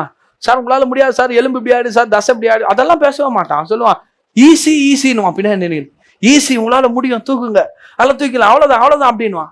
அவன் சொல்றதுல தூக்கிடுவான். நம்ம பாராட்டுவான் பாருங்க, அப்படி பாராட்டுவான், சூப்பரா பண்ணிட்டீங்க சார், நானும் எதிர்பார்க்கல சார் அப்படின்னுவான். அது என்ன தெரியுமா? அது இதோ நம்மள பெருசா பேசல, நம்மளை செய்ய வைக்கிறதுக்கு கொடுக்கப்பட்ட மருந்து, டானிக். அது நம்மளை செய்ய வைக்கிறது. குடும்பத்துல அப்படிப்பட்ட டானிக்கு கணவன் மனைவிக்கு ஊட்டணும், மனைவி கணவனுக்கு ஊட்டணும், 2 பேரும் சேர்ந்து பிள்ளைங்களுக்கு ஊட்டணும். உங்களால முடியாது, இப்ப பிள்ளைங்க உங்களுக்கு ஊட்டுவாங்க. டானிக்கு ஒரு மூடி ஊத்தணும் அப்பப்போ, உன்னால முடியும், இதெல்லாம் நடக்கும், நம்ம சேர்ந்து செஞ்ச, நான் அவங்க கூட இருக்க, பயப்படாது, அவங்க பேசுறேன்னா நீ அவங்க நான் நம்ம பாத்துக்கலாம், பாரு நீ வேணா பாரு, அவங்க முன்னாடி கடவுள் நம்மளை வாழ வைப்பாரு. இப்படி பேச பழகணும். நீ என்னையே இவ்வளவு பாடுபடுத்துற, நீ அவங்கள என்ன பேசினியோ, அவங்க ஒருத்தர் தான் பேசி நின்றாங்க, உன்னால அதுவும் கெட்டுச்சா, இப்படி பேசினா உருப்பிடுமா குடும்பம்? எத்தனை பேர் இருக்கீங்க? ஆமேன். தேவனிடத்துல ஞானத்தை கேளுங்கள், அவர் உதவி கழையுங்க, உங்க பிரச்சனைகளை கர்த்தர்கிட்ட கொண்டு செல்லுங்கள். ஆண்டவரே இதான் என் பிரச்சனை, என் கணவர் இப்படி இருக்கணும்னு விரும்புறாரு, ஆனா அவர் வேற மாதிரி இருக்கிறாரு, நீங்க நான் விரும்புற மாதிரி அவரை மாத்துங்க ஆண்டவரே சொல்லுங்க. மனைவி கணவர்கள் ஜெபம் பண்ண, என் மனைவி இப்படி இருக்கணும்னு விரும்புற ஆண்டவரே, அவன் வேற மாதிரி இருக்கிறான், நான் சொல்றது புரிஞ்சுக்க கூட முடியல ஆண்டவரே, மாத்துங்க ஆண்டவரே. படைச்சவர் நீர், படைச்ச கர்த்தரால மாற்ற முடியுங்க, நல்ல மனதை கொடுக்க முடியும். இப்படி ஜெபம் பண்ணி பாருங்களேன், இப்படி பிரச்சனைகளை கடவுள்கிட்ட கொடுத்து பாருங்களேன், கொஞ்ச நாள்ல உங்க 2 பேரையும் யாராலும் பிரிக்கவே முடியாது. அப்படி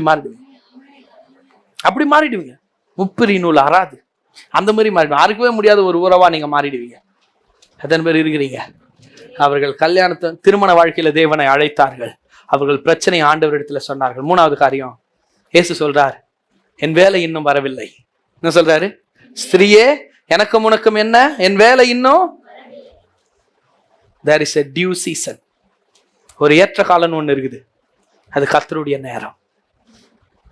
அது வரைக்கும் காத்திருக்கணும், அது வரைக்கும் பொறுமையா இருக்கணும். அதாவது என் வேலை இன்னும் வரலன்னு இயேசு சொன்னார். ஏறத்தாழ அதுக்கு என்ன அர்த்தம் தெரியுமா? முடியாதுன்ற மாதிரி தான் அர்த்தம். முடியாது, இப்ப பண்ண மாட்டேன், நீ சொன்னதுனால செய்ய மாட்டேன் அப்படின்றது.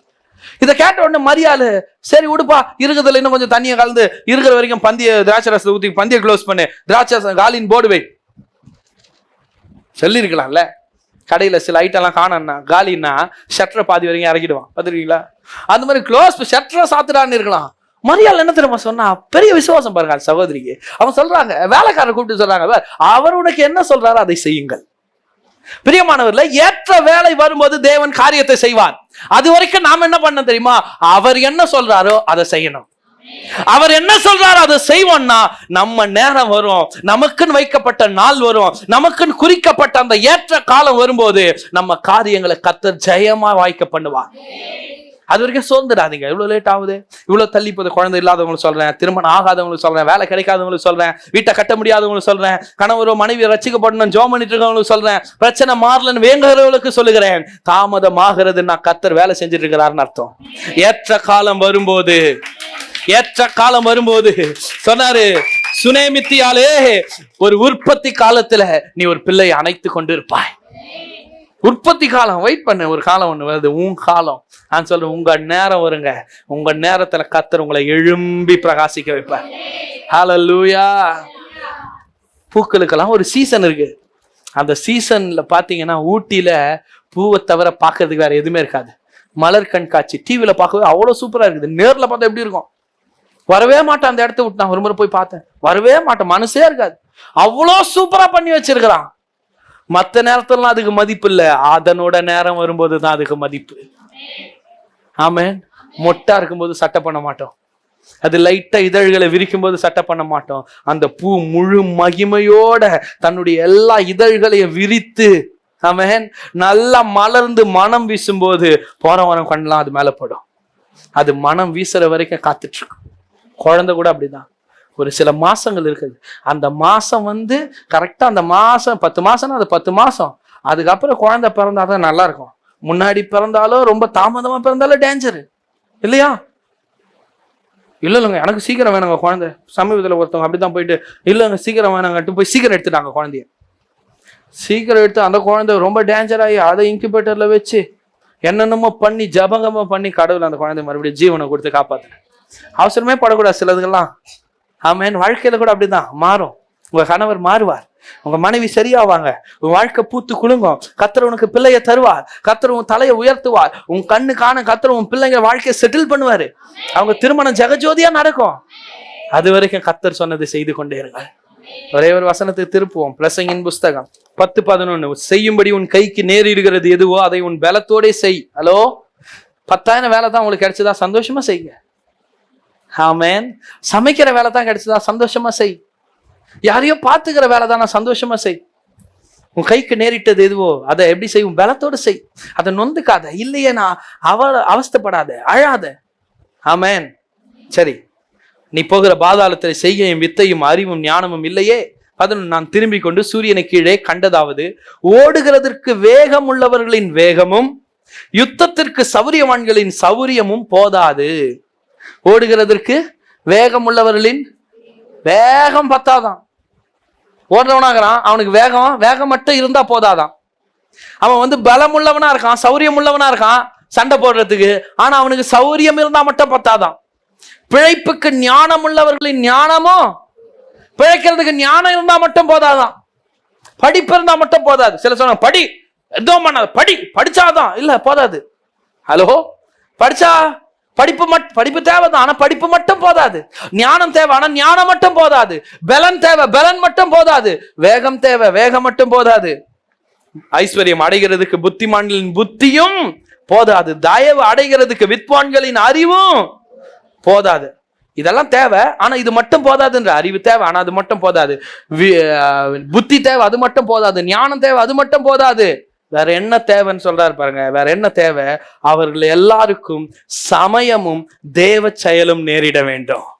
என்ன நேரிடணும்? சமயமும். ஹல்லேலூயா. வேகம் இருந்தா பத்தாதுங்க. அந்த கரெக்டா ஓடுறதுக்கு பாருங்க, மானை பிடிக்கிறதுக்கு புலிக்கு சிறுத்தைக்கு பயங்கர வேகம் இருக்கும். ஆனா சரியான நேரத்துல பதிவிருந்து கரெக்டா ஓடினாதான் இறைய பிடிக்க முடியும். என்னால ஓட முடியும், நான் ஓடிடுறேன் பாருங்க. ஓடி எத்தனையோ இறைய மிஸ் பண்ணிருக்கு சிறுத்தை. நான் சொல்றது உங்களுக்கு விளங்குதா? வேகம் பத்தாது, என்ன வேணும்? சமயமும் தேவ செயலும். சொல்லுங்க, சமயமும் தேவ செயலும். சமயம்னா என்ன? சரியான நேரம். சரியான நேரம், கடவுள் செயல்படுகிற ஒரு சரியான நேரம் நமக்கு தேவை. இந்த சமயமும் தேவ செயலும். இந்த சமயம்ன்றது கைரோஸ்ன்னு வருது கிரீக்ல, ஹீப்ரூல. கைரோஸ் எல்லாம் சொல்லுங்க. கைரோஸ் ஞாபகம் வச்சுக்க. கைரோஸ்.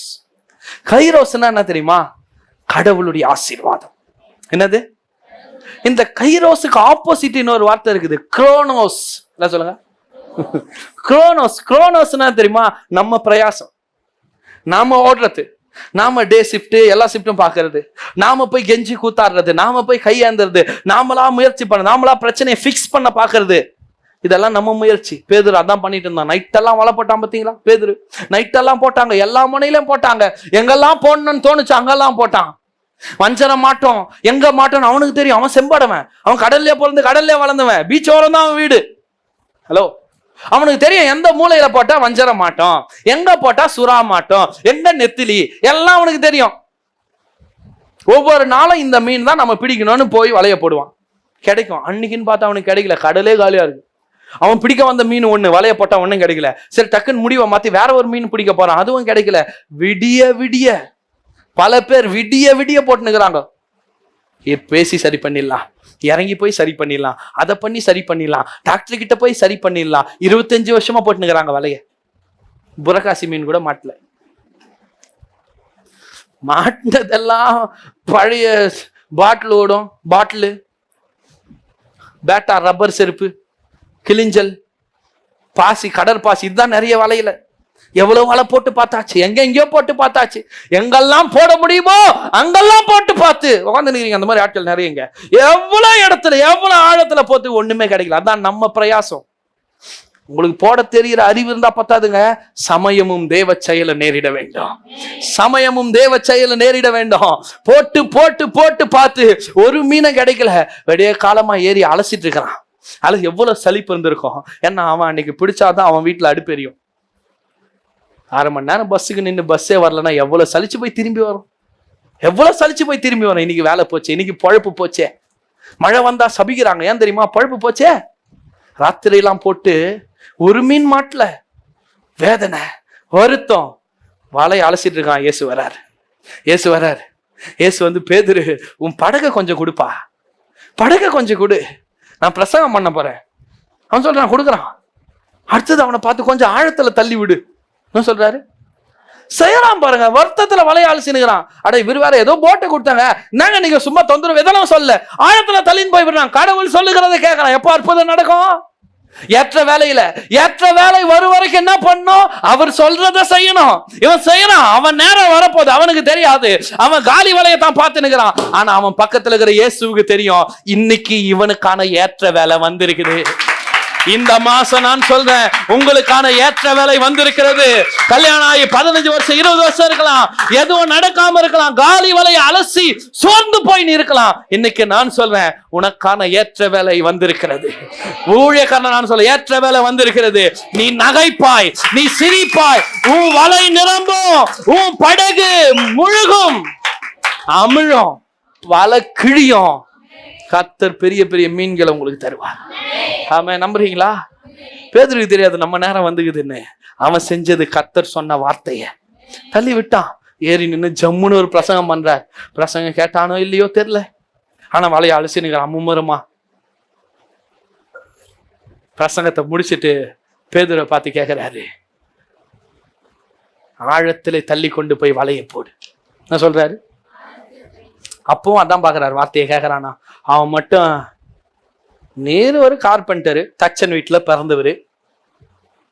தேக்கு மரம் எது, பர்மா தேக்கு எது, மாமரம் எது, எதில் வாசகால் செய்யலாம், எதில் மத்து செய்யலாம்னு சொன்னா அது அந்த டவுட், அதுக்கு அட்வைஸ் நீங்க கொடுத்தா அது தகும். ஏன்னா தச்சன் வீட்டுல பிறந்தவர். நான் யாரு? மீனவ வீட்டுல பிறந்தவன். எனக்கு கடலை பத்தி தெரியாதா? எனக்கு எங்க வலை போடணும்னு தெரியாதா? வேலையா பாருமையான்னு சொல்லி இருக்கலாம், சொல்லலங்க. அங்கேயும் அவர் வார்த்தையை கேட்கிறான். இதுதாங்க ஆசீர்வாதத்துக்கான காரியமே. இதுதான் குறைவுகள் மாறணும். அமுக்கி குலுக்கி சரிந்து எடுக்கணுமா, வலை கிடியத்தக்கதா பிடிக்கணுமா, அவர் வார்த்தையை மட்டும் கேளுங்க. அப்படியே என்ன சொல்றாரு, அப்படியே மரியாள் என்ன சொன்னா, அவர் என்ன உங்களுக்கு சொல்லுகிறாரோ அதை செய். நானும் அதான் உங்களுக்கு சொல்றேன். ஆர்சி கோயிலுக்கு போவாதீங்க, ஏன்னா மரியாளுக்கு ஒன்றும் தெரியாது. ஆனா அந்த மரியாள் கரெக்டா சொல்லிட்டு, நான் இல்லப்பா என்கிட்ட வராதிங்க, இயேசுநாதர் கிட்ட போங்க. மரியாள் அப்பவே இயேசு பக்கம் கை காட்டான். இந்த ஆட்களுக்கு பைபிள் படிக்கிறதும் இல்லை, பைபிள் புரியறதும் இல்லை. அங்க போய் அருள் நிறைந்த மரியே வாழ்க, ஆண்டவர் உம்முடனே ஜெபம் பண்ண ஆரம்பிச்சான். என்ன மரியாள், ஐயோ எப்பா எனக்கு ஒன்றும் தெரியாது இயேசுனா. அவங்க இப்போ மரியாள் கை காட்டினது இயேசுநாதர் தான். ஏன்னா இயேசு தான் மரியாளுடைய பாவங்களை சுமந்து தீர்த்தவர். ஆமென். சரியான இடத்துல இருக்கிறீங்க. இயேசுவை ஆராதிக்கிறீர்கள், சரியா இருக்கிறீங்க. யாரையோ பார்த்து நானும் மணியை போட்டுக்கிறேன், நானும் முட்டியை போடுறேன்னு போயிடாதீங்க, கெட்டு போயிடுவீங்க. இருக்கீங்களா? தான் இருக்கீங்க. ஆமென். கரெக்டா சொல்லிட்டேன். அவர் என்ன சொல்றாரு செய்ய, அவர் சொன்னதை செஞ்சாதான் குறைவு மாறும்.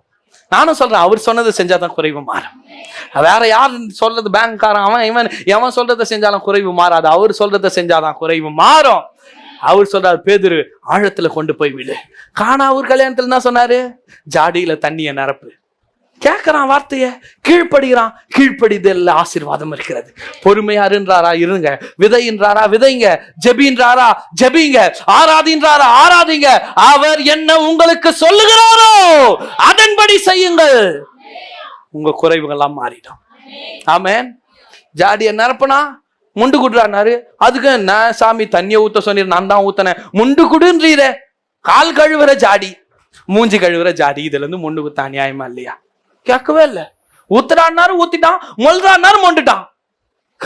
அவன் எப்படி ஏதுன்னா எதுவுமே ஆராய்ச்சி பண்ணல. தேவனுக்கு அந்த மாதிரி ஆள் தான் தேவை. அது எப்படியா அதெல்லாம் கேட்கறதுக்கு நல்லா இருக்கும். லாஜிக்கா, இந்த லாஜிக்கான ஆளை கத்து ஓரம் போ, நீ தேவையா இல்லைன்னு. விசுவாசமா ஒரு ஆள் வரானா, வான்னு வா. உன்னை வச்சு இந்த லாஜிக்கா பாக்குறான் பாரு, தன்னையே ஞானி நினைக்கிறான் பாரு, அவன் தள்ள கொட்டுற நீ வான்னு பாரு. ஞானிகளை வெட்கப்படுத்த பைத்தியங்களையும், எனக்கு ரொம்ப பிடிக்கும் அந்த வசனம். ஞானிகளை வெட்கப்படுத்த பைத்தியங்களையும் உலகத்துல இழிவாய் எண்ணப்படுகிறவைகளையும் தேவன் தெரிந்து கொண்டார். ஆமென். உங்களை பார்த்து நிறைய ஞானிகள் சிரிக்கிறாங்களா? ஒன்றும் இல்லை, சும்மா பைபிளை தூக்கின்னு போயிடுறேன், என்னாச்சும் வாழ்க்கையில எப்போ பார்த்தாலும் பைபிள் ஒரு நாள் ஒன்று வருங்க, உங்களை வச்சு அவனை கர்த்தர் பைத்தியமாக்குவேன். ஆமென். ஜாடியிலேருந்து திராட்சை ரசம் வருமா? வருதுங்க. வெறும் தண்ணி திராட்சை ரசம் ஆகுதுங்க. எப்படி? அவர் சொன்னதை செய்யும் போது. எல்லா இடத்துலயும் வலைய போட்டானா ஒண்ணுமே கிடைக்கலையா? இப்ப சொல்ற ஆழத்துல எடுத்துன்னு போய் போடு.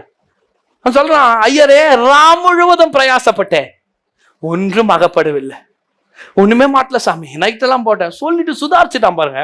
இவரு பிரசங்கெல்லாம் பண்ணியிருக்காரு, ஏதோ பெரிய ஆள் போல, என்ன நினைச்சானே தெரியல. சொல்றான், ஆயினும் உங்களுக்கு ஒருவேளை அவிசுவாசம் வரலாம், அவிசுவாசம் வந்தாலும் டக்குன்னு கரெக்ட் பண்ணி விசுவாசத்துக்கு வந்துடுன்றேன்.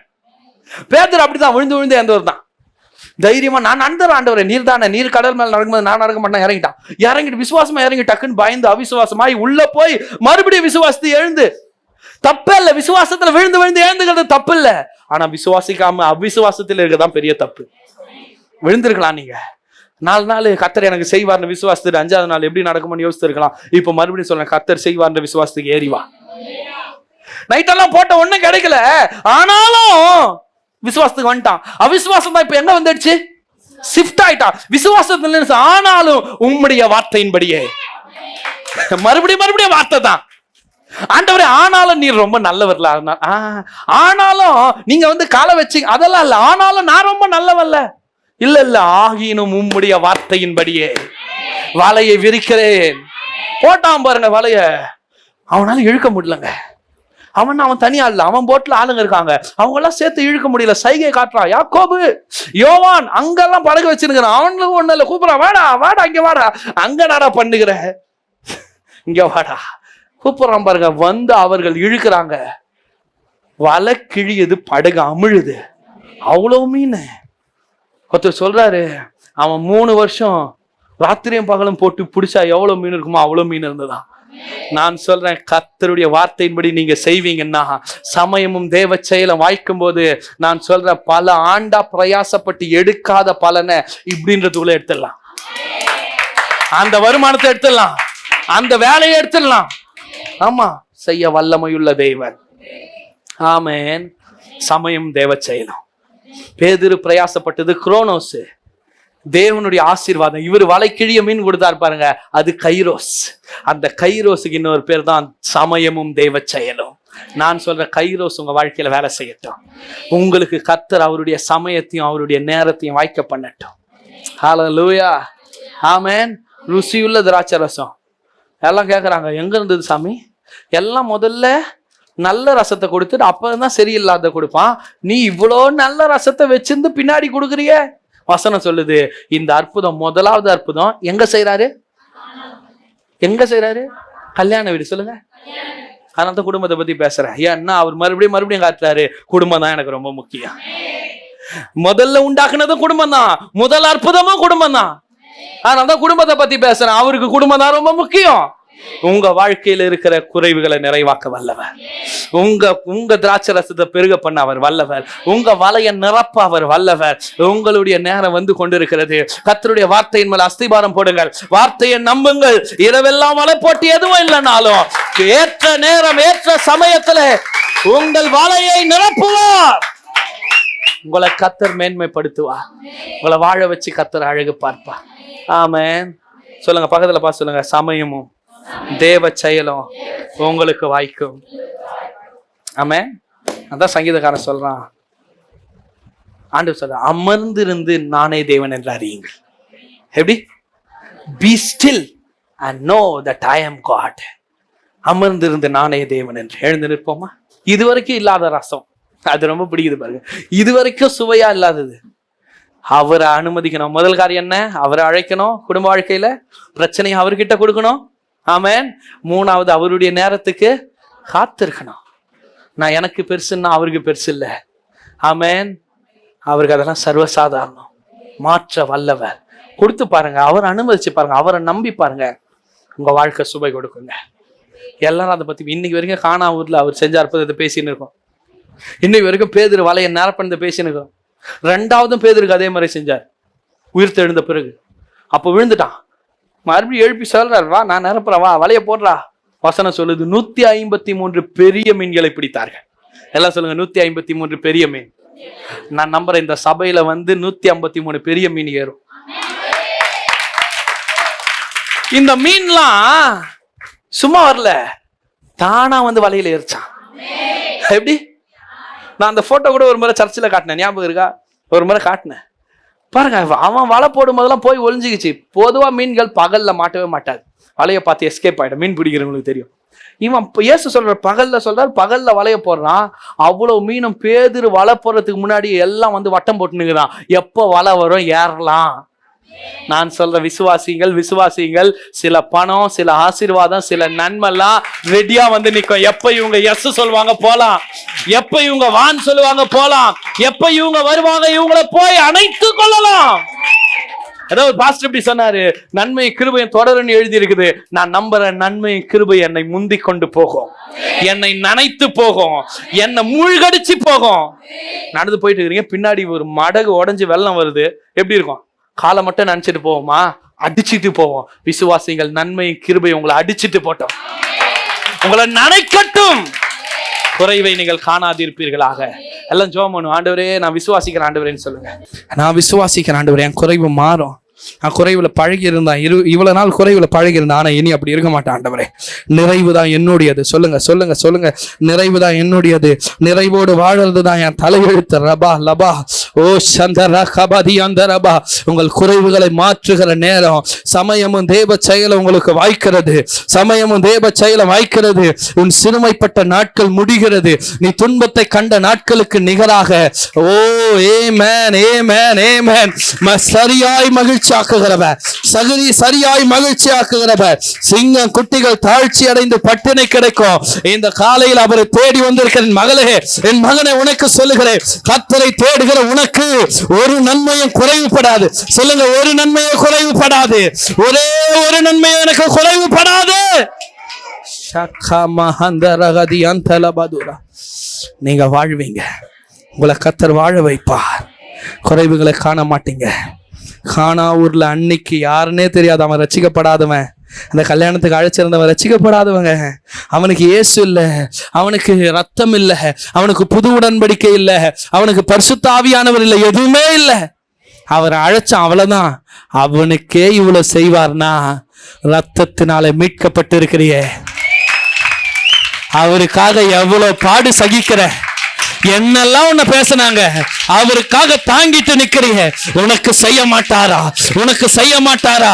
இரவு ஜபத்துல சொன்னதை மறுபடியும் எனக்கு ஞாபகப்படுத்துகிறார். உனக்கு அவர் அதிகம் செய்வார், உனக்கு அவர் அதிகம் செய்வார், உனக்கு அவர் அதிகம் அதிகம் அதிகம் அதிகம் செய்வார். கைவிடவே மாட்டார்.